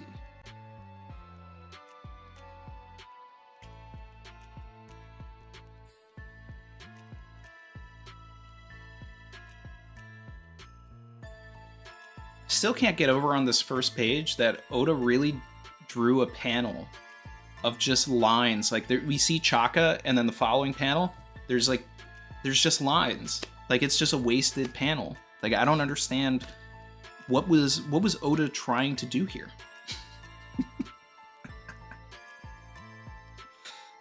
Oh man. Maybe that's what we need, a Chaka emoji.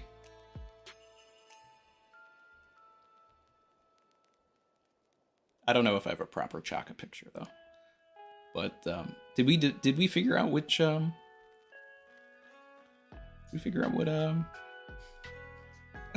what we need in the time being?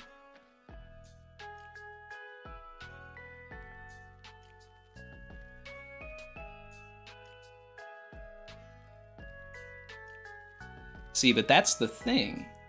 See, Fifthoven said they are cherubs, the fat little baby angels. That's not what a cherub actually is, though. That's what it got turned into over time. Don't worry, we're gonna be cooking. We're gonna be cooking. Barry said Chaka can do it.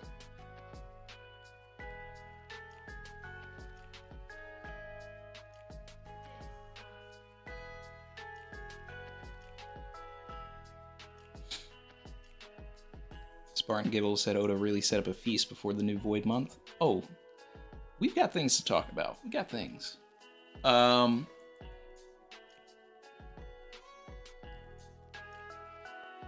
Outside of Cypher Pole Aegis Zero, have we ever heard of the Aegis Kingdom?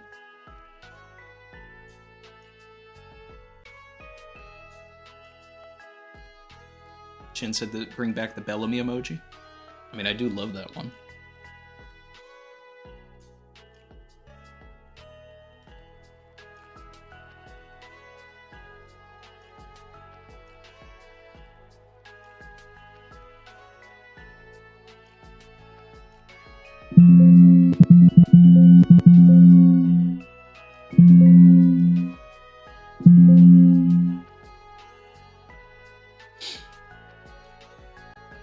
We can have that one back temporarily until we find something better.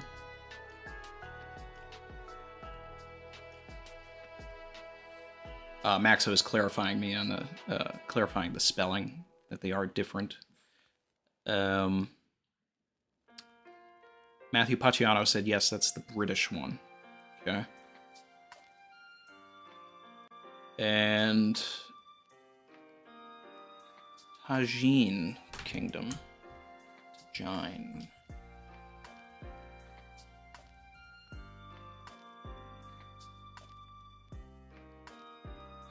I'm looking this up on the wiki right here. Queen Mororan. First appearance 905.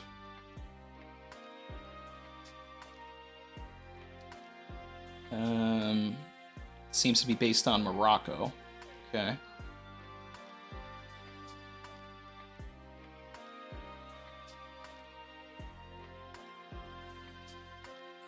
Motoran quotes the movie Casablanca upon her introduction. Okay.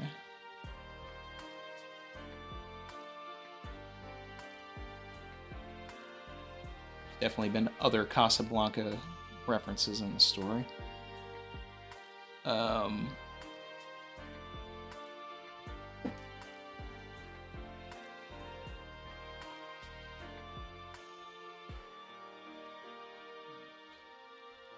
Looking up the Aegis Kingdom here.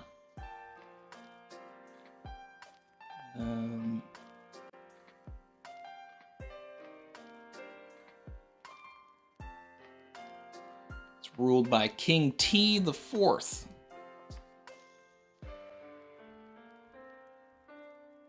Oh yeah, I remember that guy.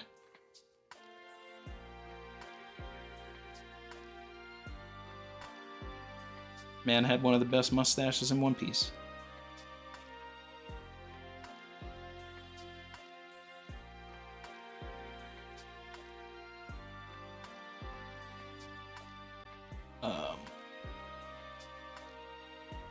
So Bonnie was on the British ship.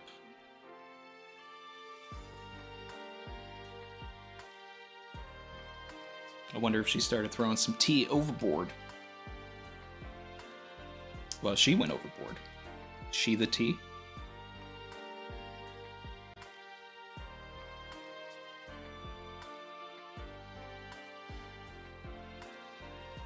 Oh, no, wait. No, Bonnie was on the Morocco ship. Vivi and Wapple were on the tea ship.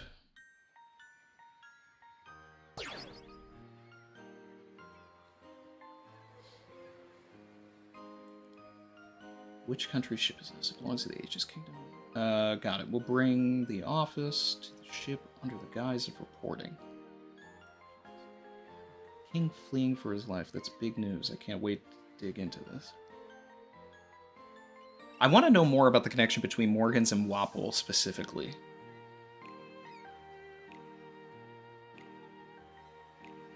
Because it's like, why does Wapple have a direct line to Morgans in the first place?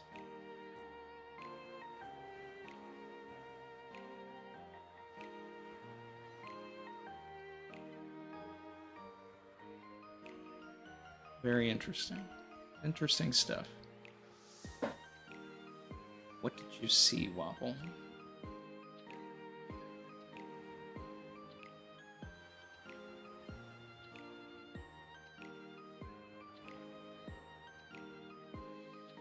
Oh boy.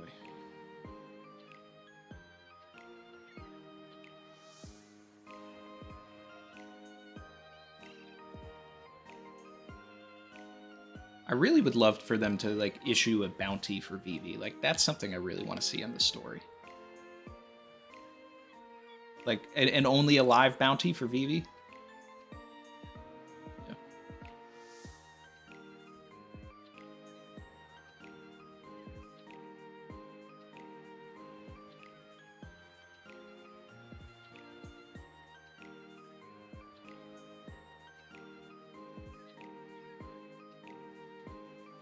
I really think I'm onto something with this, like, Vegapunk, figuring out a way to bypass the conduits of everything.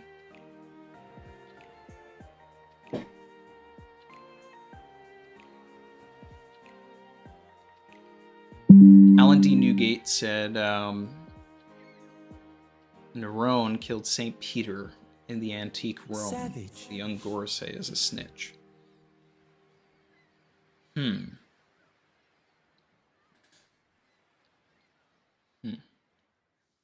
see. Because here, it's also in the wording here, guys, is I wish to use Vegapunk's creation, the Mother Frame.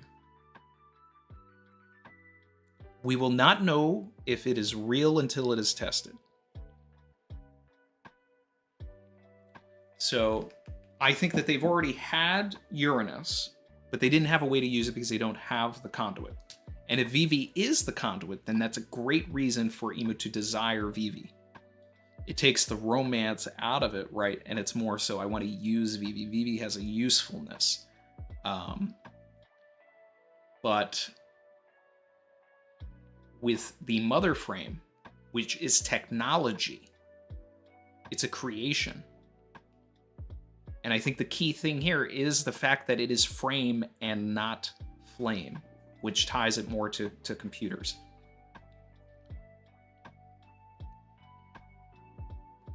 And I think that we'll find out that the mother frame is those helmets that all of those Sea Kings were wearing. So that's the theory here, guys. That's the theory. You heard it here first. Perhaps the results of such a test might influence our handlings of the egghead matter. Test on forested land would do better than open sea. Lucia Kingdom. It almost looks like Saturn didn't want to hit Lelucia with this.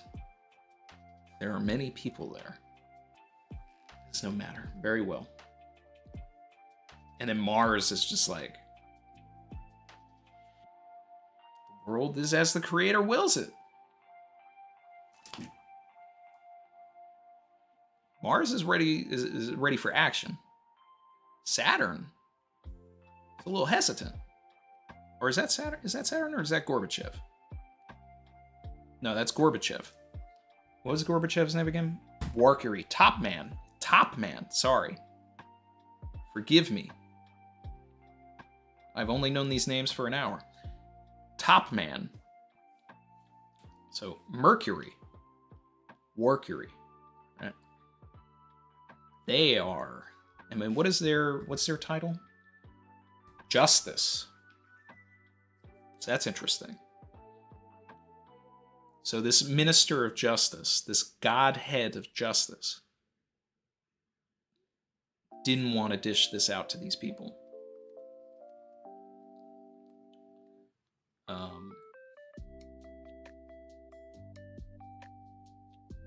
And then you got Jupe over here. Jupiter, Alley-oop Jupe, said, why do you choose Lelucia? Because it is close. See, like, that's evil. That's evil. I love that. Still, I love this. I love it. I love it.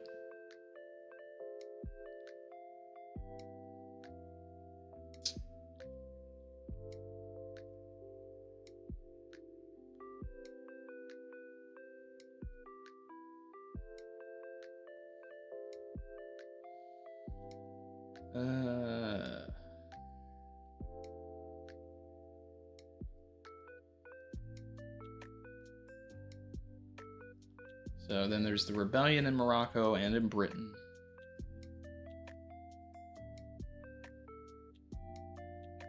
Calling the sudden uprisings in member countries of the government. Sending out the Seraphim. So this is all happening while Crocodile shows up at Empty Bluffs to save Buggy. But what's crazy and brazen as well is that they stay. Mihawk, Crocodile, they're accepting of the smoke. They did not go and like try to find someplace else. They just planted roots at Empty Bluffs. So are they sending more Seraphim to fight them?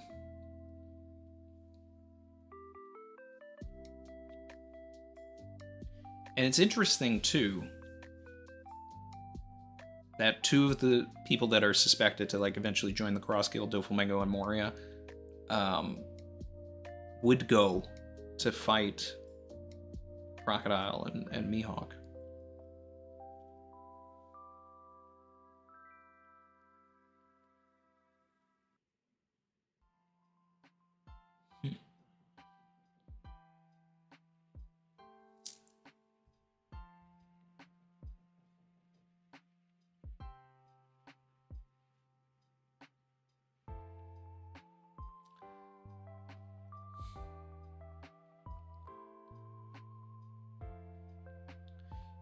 You know what's crazy too? Is I'm looking at all of the Gorsei's expressions during the scenes where we finally get their names, right? And each and every one of them really looks like they don't want to do this, which is kind of crazy. Even Mars, the only one that is like the one who's the most resolute in this is actually Venus, Gandhi. He's the only one without like a true strong reaction, but like he's still affected by it. But it's more like a, all right, we got to do this.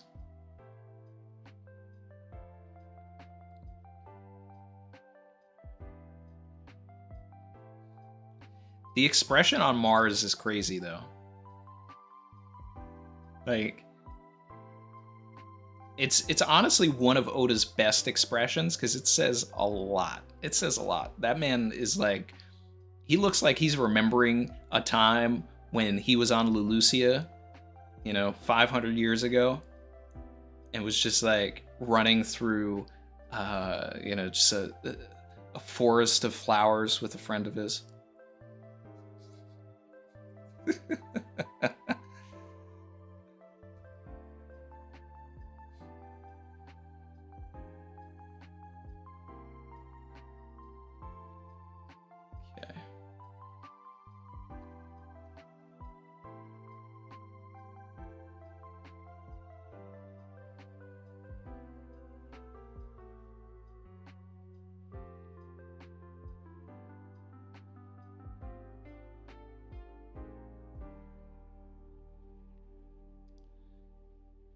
So, let's see. It was then, while on the call, the vanishing of Lucia happened. Horrible scene on the ship. People saw their homes destroyed before their eyes. Great shadow. Something that no natural living creature could explain. Saint Emu of the Nerona dynasty.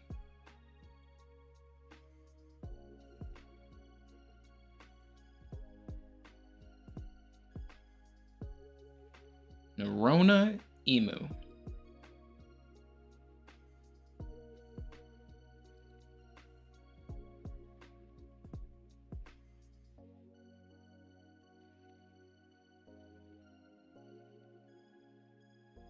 Said that the means to create everlasting life exists in this world.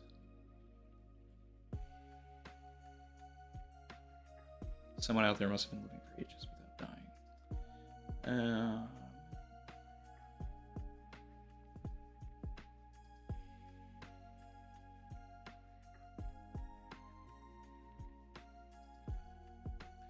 Now, what's fun about this too, right? Is, we were talking about this last week. We were talking about it in the collab I did with Par.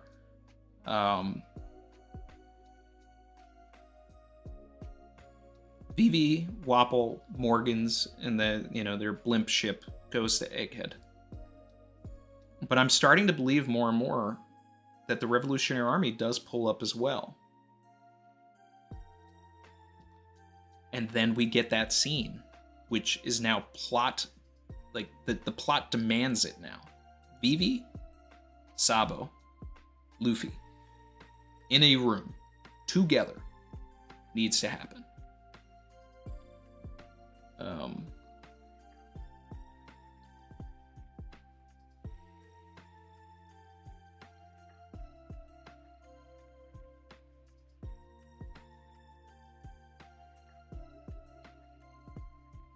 But if the government is in possession of a weapon, why have they not used it before, and why use it now?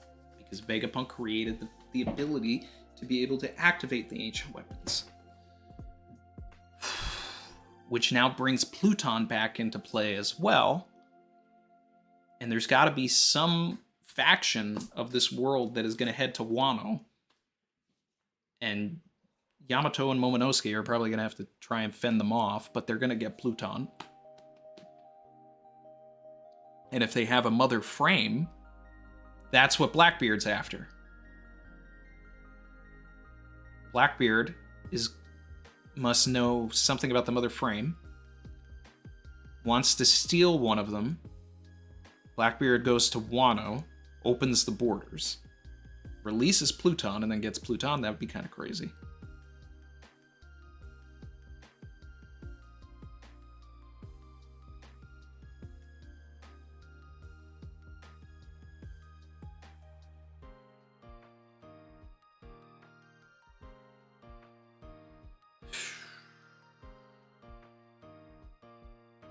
Wild.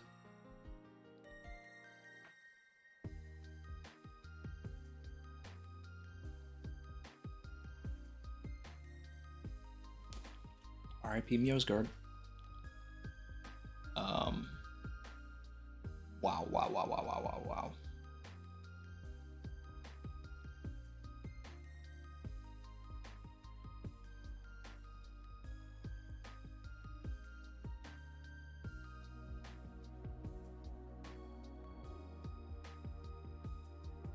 Insane.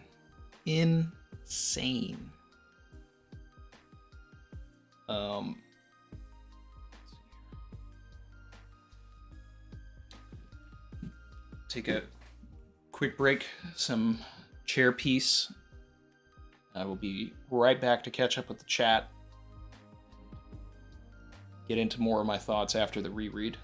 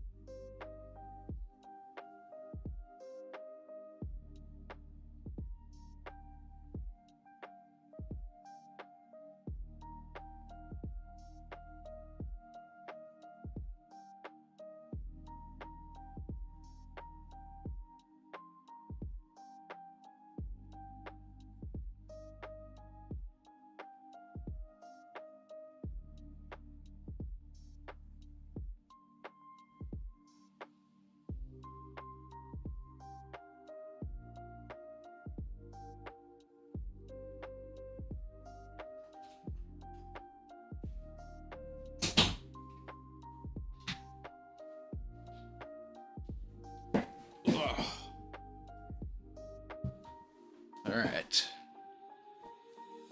Back.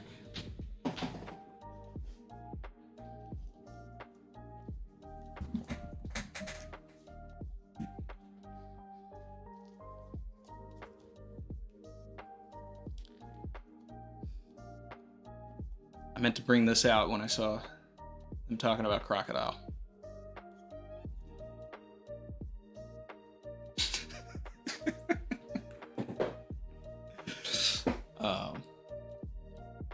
Let's see. All right. If you're still here, like, comment, subscribe. We're still in this. We're still talking about 1086 here because it's wild. It's wild.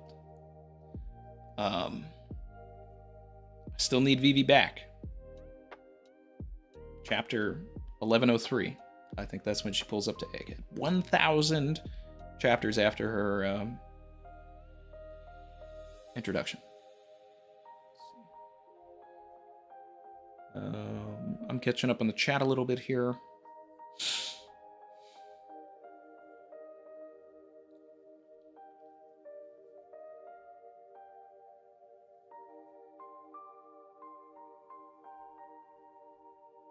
See, I like Vivi being the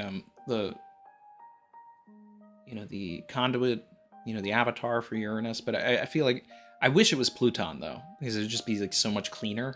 And then there's so many things that we could go back to Alabasta. You know, it's like the moment that Crocodile addresses Pluton by name, there's like this really great panel where it just like immediately cuts to Vivi with a gigantic, like, bold question mark,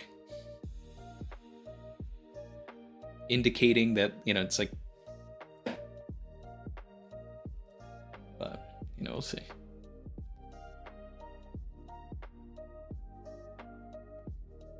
Savage. But the other thing too, right? We know that there were 4 gods in the ancient times also. And I still stand by Vivi made it rain, so Vivi rain god. Luffy's the sun god. We got 2 other gods we need to figure out.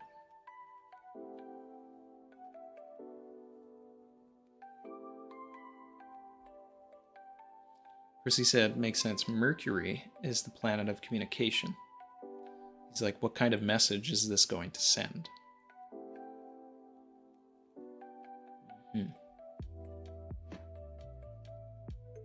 Chrissy's out here with the astrology. I love it.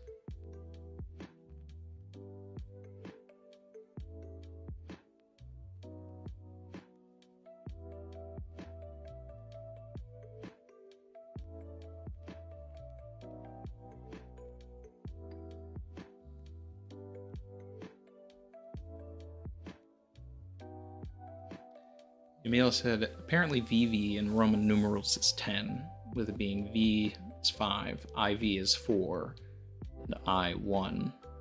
5 plus 4 plus 1 equals 10. I mean, I love that, but it's also 6, 6. So it can be 10 or 12, depending on how you look at it.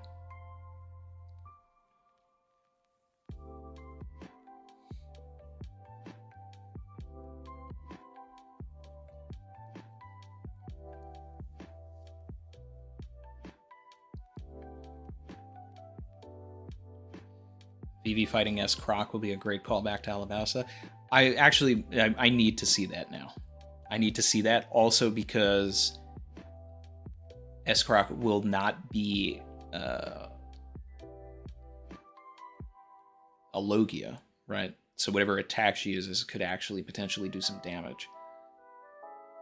That'd be fun. Fable said, the Gorosei might be in a position where if they're not willing to do these evil things to maintain the world, then the world would be destroyed. Yeah. Imagine Emu had the ability to destroy the world. Would you be willing to sacrifice an island to save the world?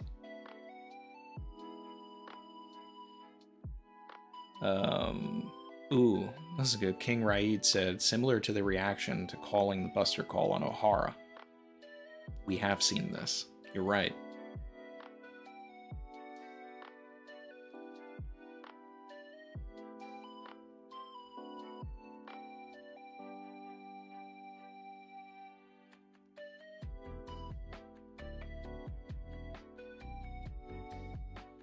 Miles said it's as if he's justifying it to himself, saying they've shown sparks of rebellion.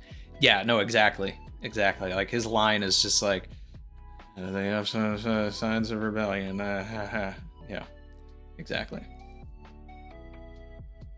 X is like, they're like, man, that's evil. We won't say anything. Yep.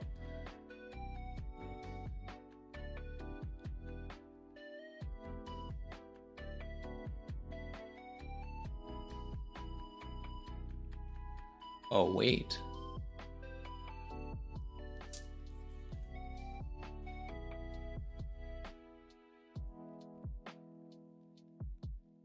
Nerona, and then Ronnie brings up the Noreona, which is something that we talked about like way back during Wano, which is a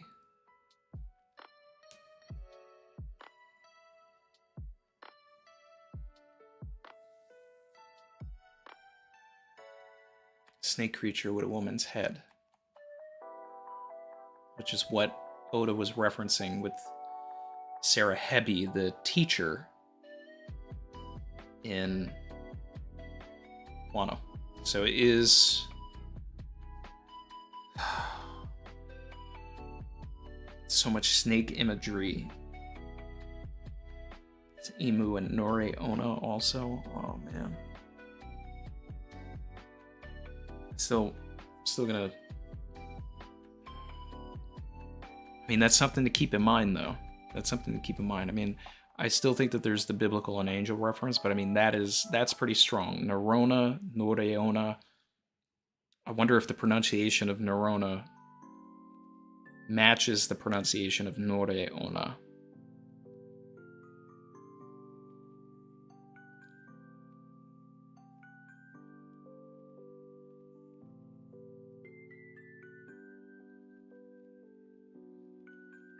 Joy Boy was a snake. No, Emu's a snake.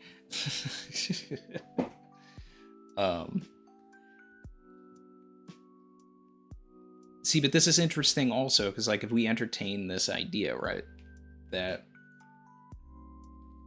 and this goes back to that game of telephone and everything, and it also goes back to the idea that snakes were gods 400 years ago.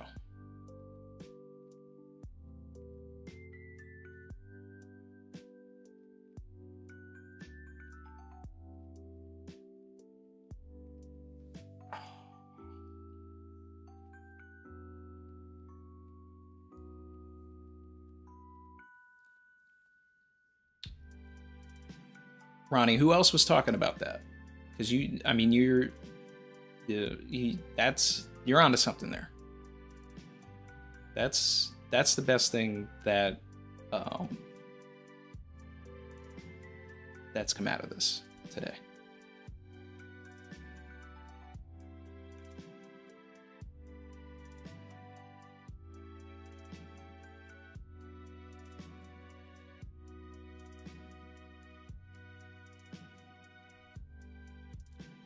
Noah Sharuk said, loving to stream. So much good discussion this chapter. Nerona reminded me of Verona, Juliet's last name, and Romeo and Juliet. Wonder if that holds any water. It all holds water. Especially if there's like a romantic angle to this desire of Vivi rather than a usefulness or need. Then we'd be more in line with that for sure.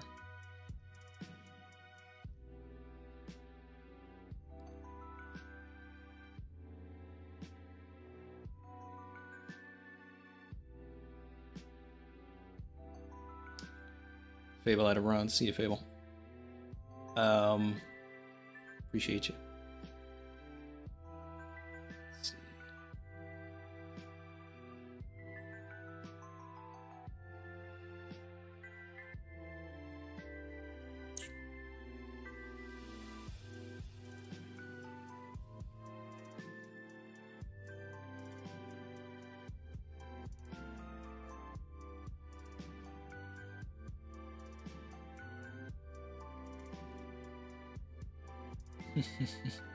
The Star Sisters, Barry and Chrissy. I love it.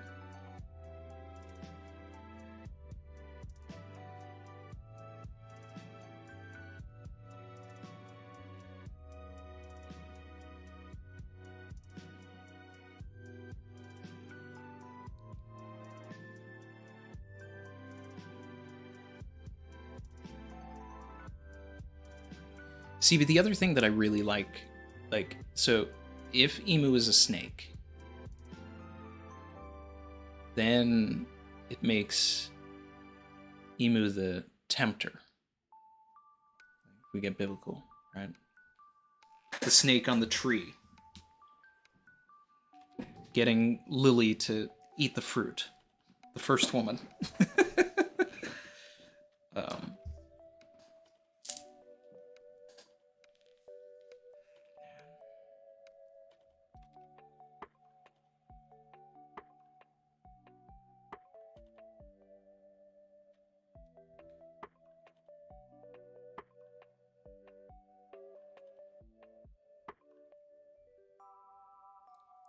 Chrissy said, I took it as I desire Vivi as in I desire Vivi's power. Well, that's what I want it to be.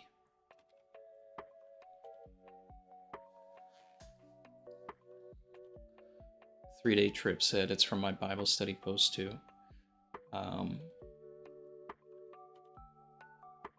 3-Day, did you send me that?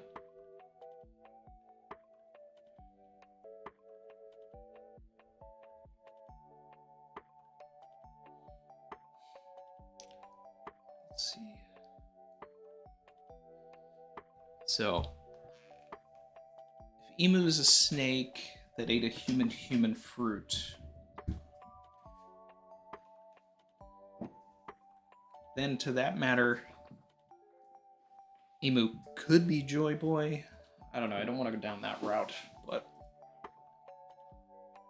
I'd rather just keep Emu evil.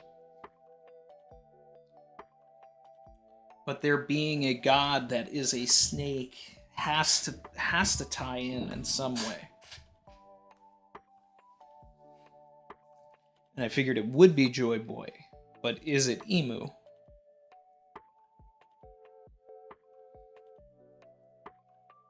Either Emu or Joy Boy had to have been a snake that ate some sort of a human fruit.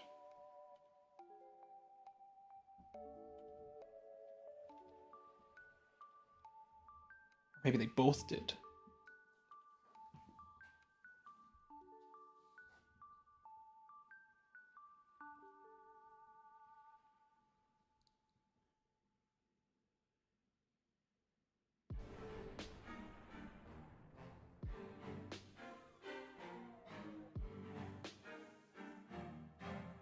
Let's see.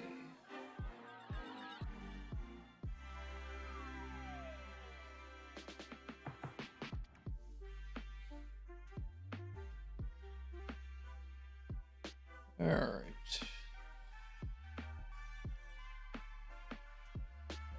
3-Day Trip 3 days ago on Reddit. Why isn't it opening up? See, okay.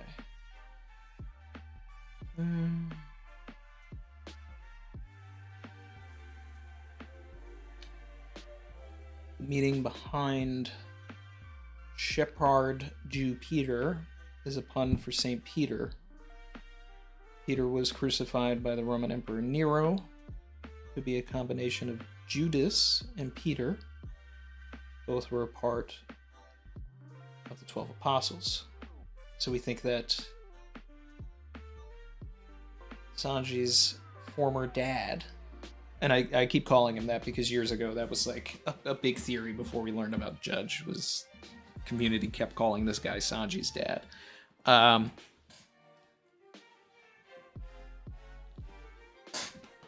Could he be the Judas, a traitor amongst them? That's interesting. I'd want more focus on him, though.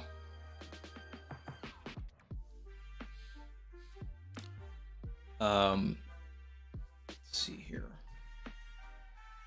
I'll put this in the chat so people know what I'm reading.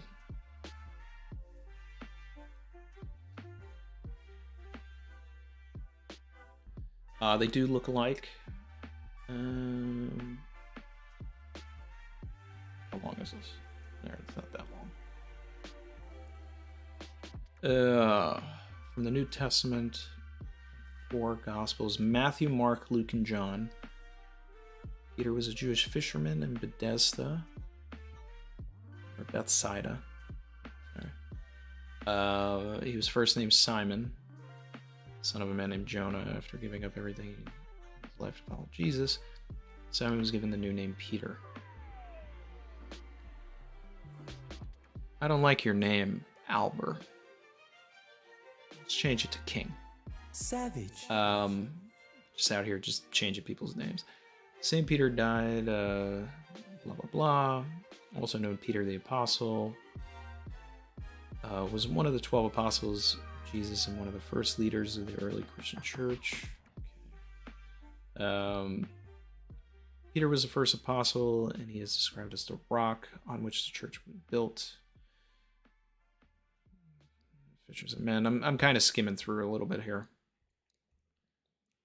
I want to get to the points that tie to One Piece specifically here, if we can, if it does. Although Peter became one of the apostles that followed Christ, he began having doubts and denied Christ 3 times before his crucifixion. According to the New Testament, Jesus was crucified at a spot outside of Jerusalem called Golgotha. Place of the skull. Onigashima.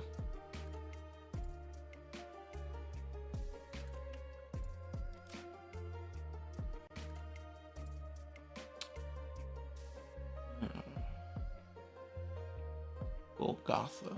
See, that name kind of ties into something that I'm going to talk about in the video that I'm going to do.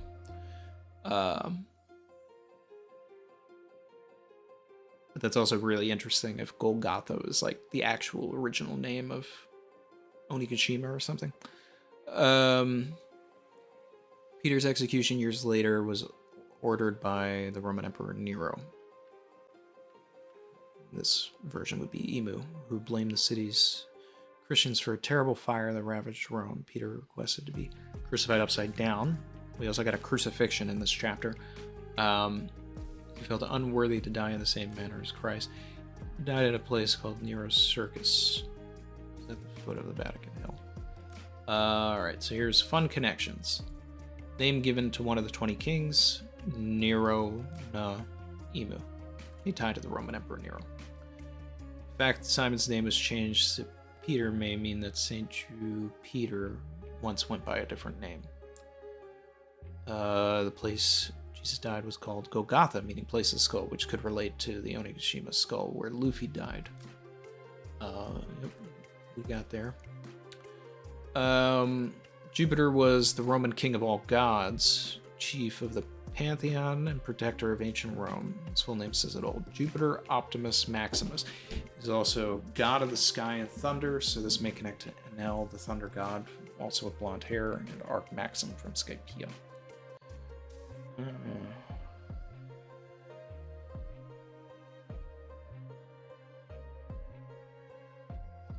The name Nerona may remind me of Perona, but it also has a mixture of Roanoa in it. We're kind of... we're stretching and reaching there, though.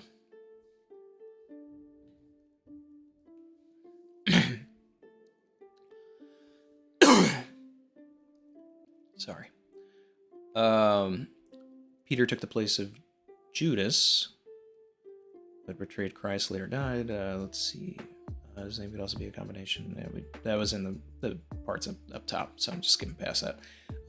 Peter means rock or jewel, somehow connected to jewelry Bonnie or rocks. I like the idea of rocks more than jewelry Bonnie.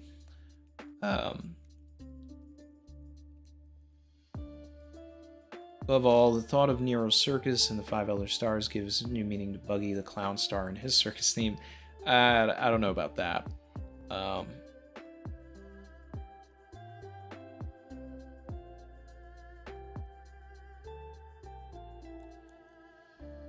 I think the most interesting thing that is talked about here is just Golgotha.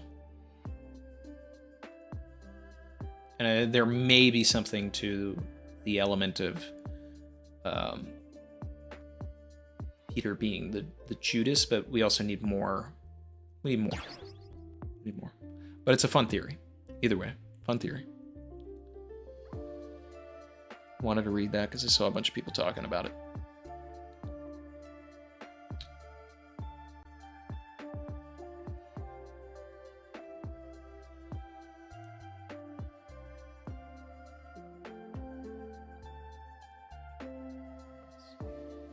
Kaki09, could Whitebeard be referring to Garling when he meets with Shanks before Marineford? When he says, seeing Shanks' face reminds Whitebeard of him. I thought he meant Roger, but maybe it was Garling.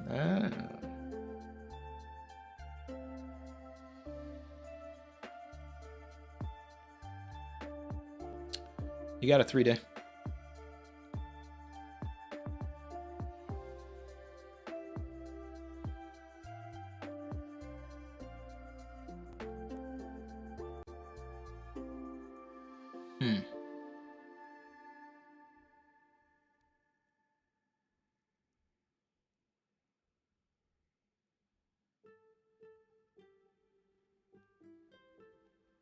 I want to go back to that scene.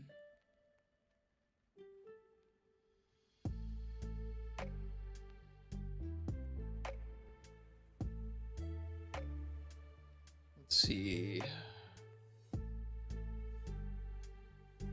And Shanks meets Whitebeard. What chapter is that?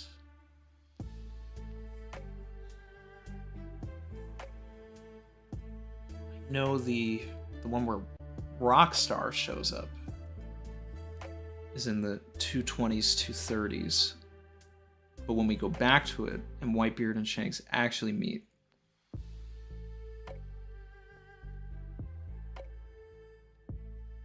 that is after Water 7, isn't it? It's like in post Ennies. Like 430.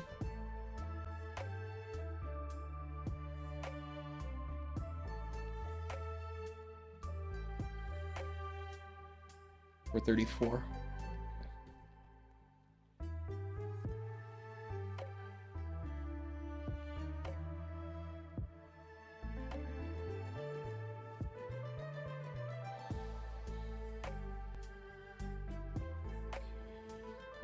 So I'm looking at chapter 434 here.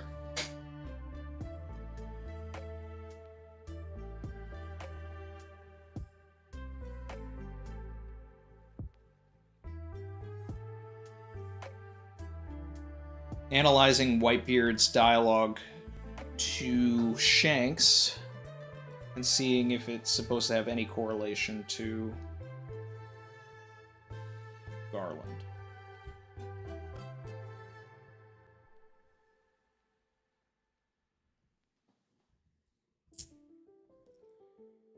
All right.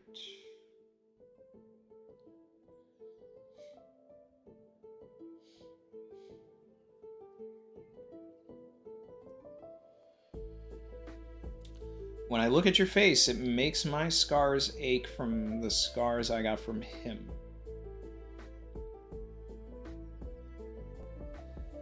Now, I've always taken this as in reference to Roger. That's what I always thought he was talking about. That he always associated Shanks with Roger. For it to mean that he got some scars from Garland...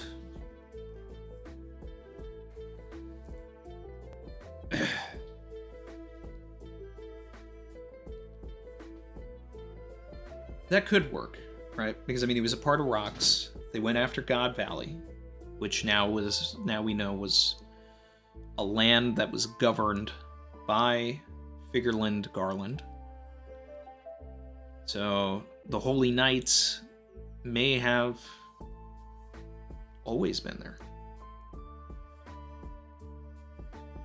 Other celestial dragons. Some sort of a Holy Land away from the Holy Land, a vacation Holy Land. It's just like, but if you've got Marigeau, what do you need God Valley for? Is kind of one of the things that we need to figure out. It makes sense that Garland would go up against Rocks and all of that, and that potentially Garp and Roger were fighting side by side with Garland, but then at the end realized, oh wait, these guys suck. But I could also see a situation where, Whitebeard eventually turns against Rocks if he's really evil, but I also feel like it's going to be a thing where Whitebeard is going to be part of the reason why Garp and Roger maybe decide that they're going about things the wrong way. They're fighting. I still believe Rocks is a good guy. He wanted to take down the Holy Knights, and he wanted to take down the the Celestial Dragons for a good reason.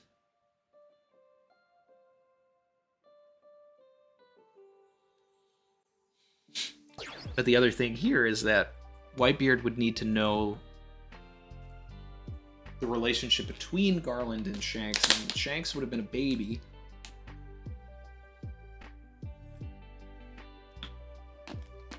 If there's anybody that would know, I guess it could be him, based on the relationship that Roger and Whitebeard had. But I still think that this is referring necessarily to Specifically, it's referring specifically to Roger rather than Garland.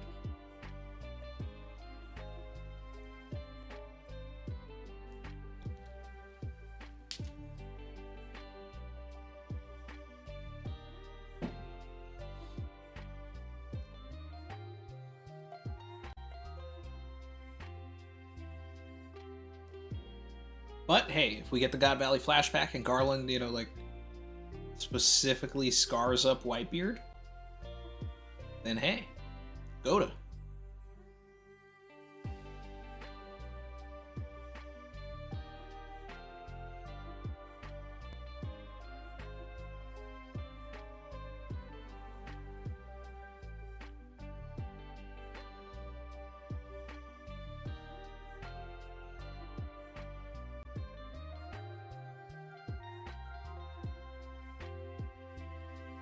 But the other thing, too, is that their conversation isn't very God Valley-centric. It's like Roger, Garps, and Goku. There aren't many people left who remember the way it used to be. 22 years have passed. What do you expect? What a leap.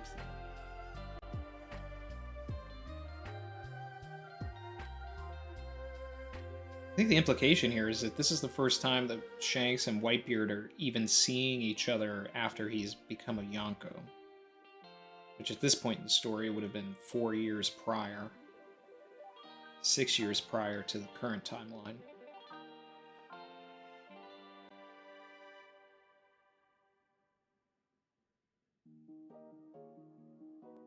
What happened to that funny-nosed kid with you? He get killed?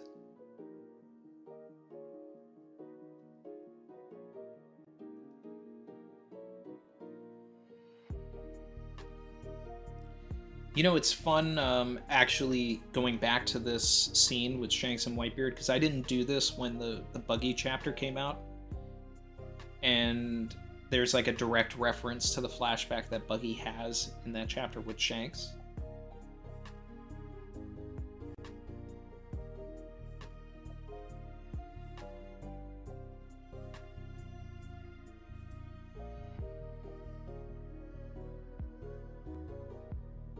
This is just a fun scene to revisit.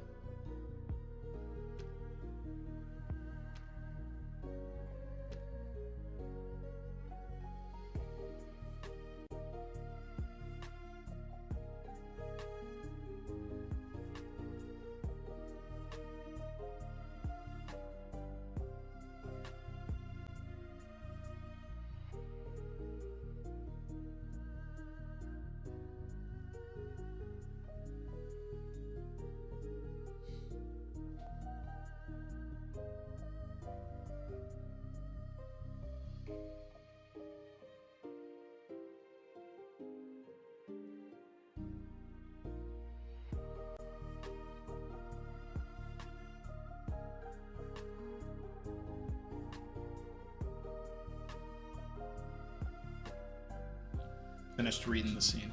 It's crazy. It's crazy.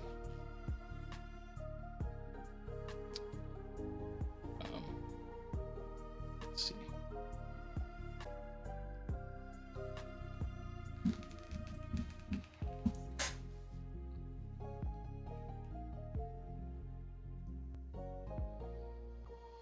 Let's see.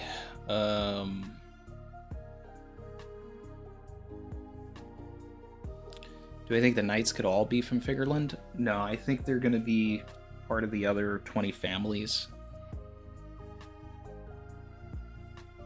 It wouldn't be that interesting if they were all Figureland. I think, you know, you have to mix them up. But, you know, I mean, that's one way to really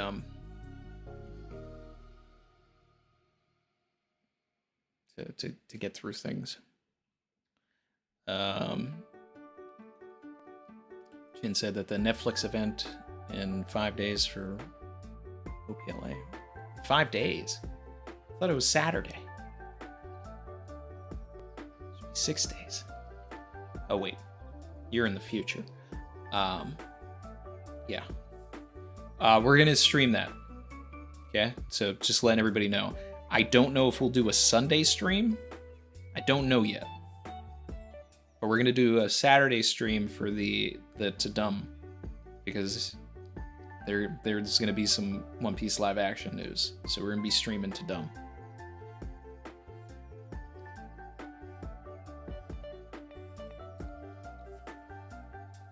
Okay, so just announcing that. Get ready for that. Parvision, my guys in the chat. Let's see, what's Par saying?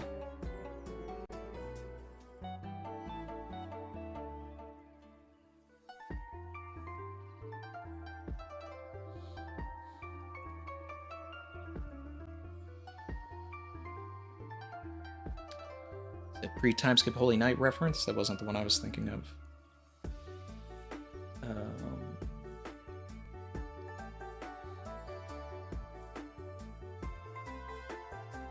Par said it's hilarious that I brought up the idea about frame and the Visuant with it.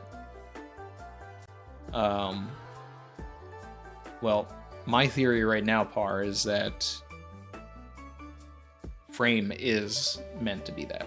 So it's mainframe, it's motherboard, like it's computer related. So what Vegapunk's invention is exactly what we saw at the beginning of Egghead.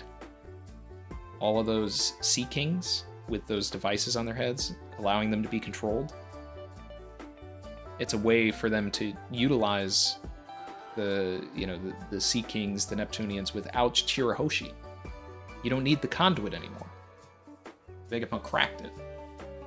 So the mother frame is a device.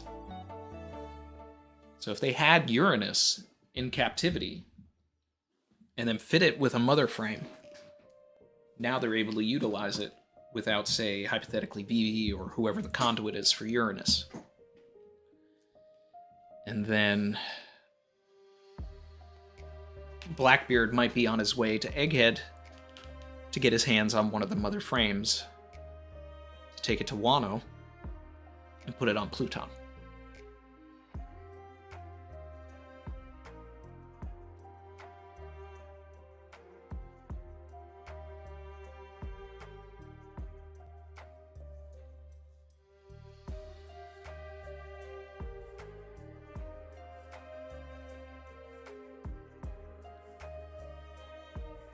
Maxo said, "Why did you say device in the Christopher Walken voice? Sometimes it just comes out. I can't help it. It's a part of me. Can't shake it."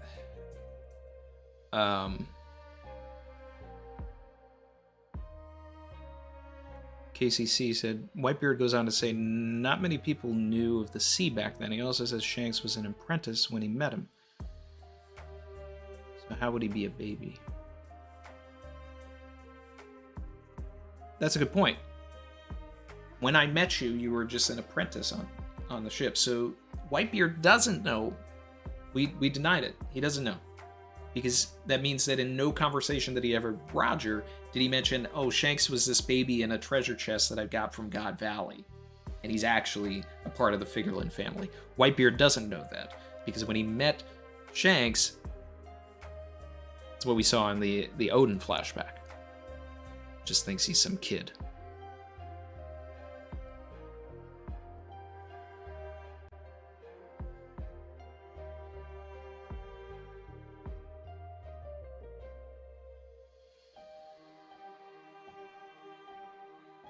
Yeah, so we worked that out, and we figured it.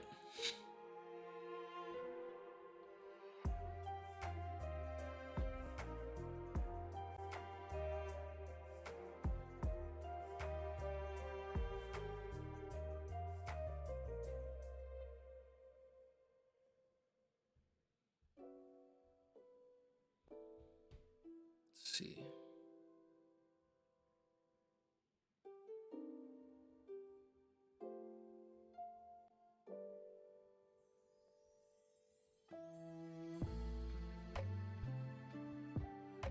KCC said, I don't mean to spam. Channel is just inspiring, man. You're not spamming. You're not spamming at all, so don't worry. You're spitting.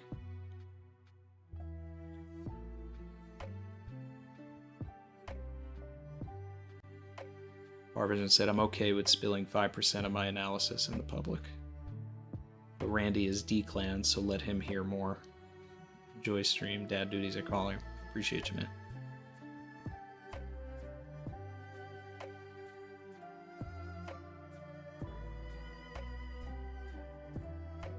Par said, I think it's both frame and flame. Yeah, I did talk about that.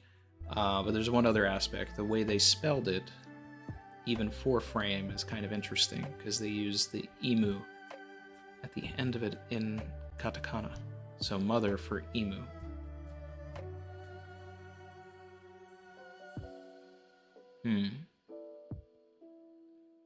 I definitely want a breakdown of what the katakana is completely now.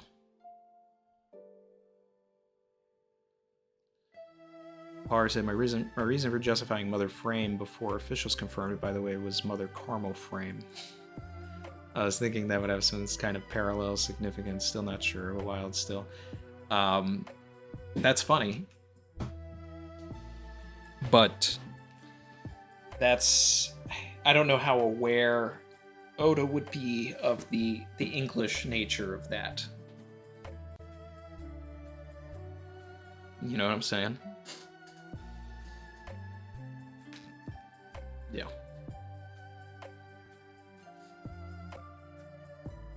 So, I think I'm going to start wrapping the stream up here.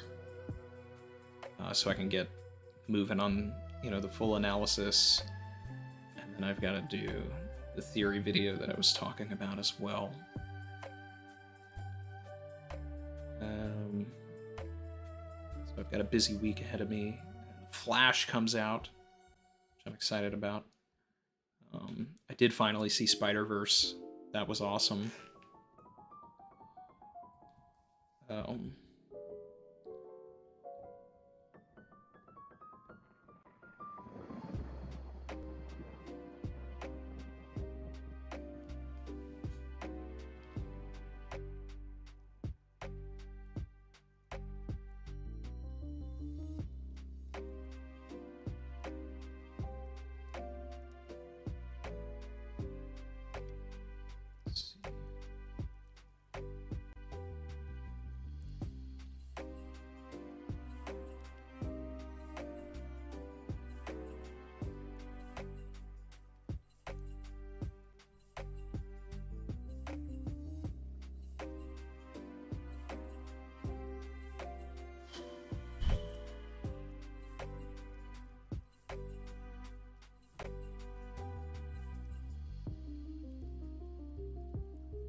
These two chapters, 1085, 1086, fantastic.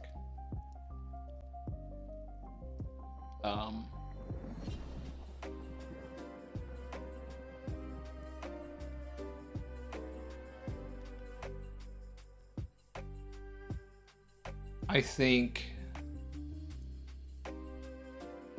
in the grand scheme of things, they're both very important, but I think 1085 is slightly more important. So if I had to rank them, I still have 1085 above 1086. Subjectively, because there was more VV content, but also I feel like there's almost more theories to come out of 1085. Like this one's got like some great theory stuff to come out of too, but like we got fruit silhouettes. We got that. The reveal of the D-Clan for Nefertari. We had the message from Lily. Here we got, you know, the names of the Gorosei, which is awesome. We got the reasoning for what happened to the Lucia. We saw the Seraphim, which is great. Probably confirmation that Emu is 800 years old. And then we got the Figureland stuff. I mean, it's still great. It's still, like, I mean, they're like neck and neck. It's so good.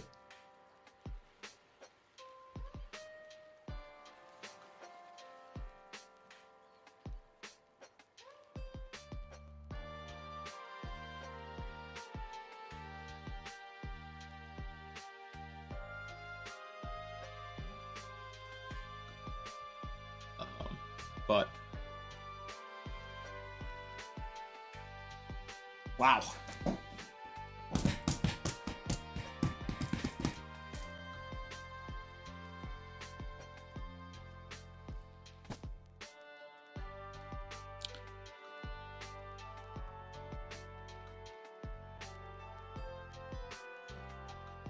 In 86. Yeah. It's gonna be a fun week. It's gonna be a fun 4 or 5 weeks. Talking with everybody, deciphering this stuff, really getting into the nitty-gritty of it all. I want to thank everybody that came through. I want to thank everybody that supports the channel. Shout out to the 71 new members that we got in this stream, according to the dashboard here. And we will be, we're going to have the analysis for this hopefully by tomorrow. Tuesday, we're going to have a members only stream where we're going to run through some more Chainsaw Man. Hopefully by Wednesday or Thursday, I'm going to get out my new theory video. And then Saturday is To Dumb. So we're going to stream that, do our live reaction to whatever the One Piece live action content is. And then probably break all of that down. I'm going to start working on the reassembled Joy Boy. I've already shot Cross-Guild Davy back, but waiting for thumbnail to be made for that, and that's going to be a fun one. That'll be later. That'll be later. There's a lot of stuff. A lot of stuff coming. A lot of stuff coming. So, ready for the content. Ready. Yes, confirmed To Dumb stream. All right, so thanks everybody. Appreciate you, and we'll talk soon. Make sure that you're following in the Discord for updates. You know, I always send out a notice if we're gonna go live or what we're doing. I also do community posts, so we'll know what's going on. I'll keep you guys posted on everything we're doing this month.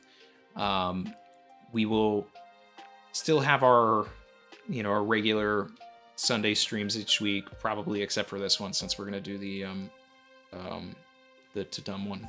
I don't know. I gotta figure it out. But I think back-to-back streams on the weekend kind of probably a little redundant. But we'll see. We'll see. All right. Thanks everybody for coming through. Like, comment, subscribe if you are feeling the vibe. Later, everybody.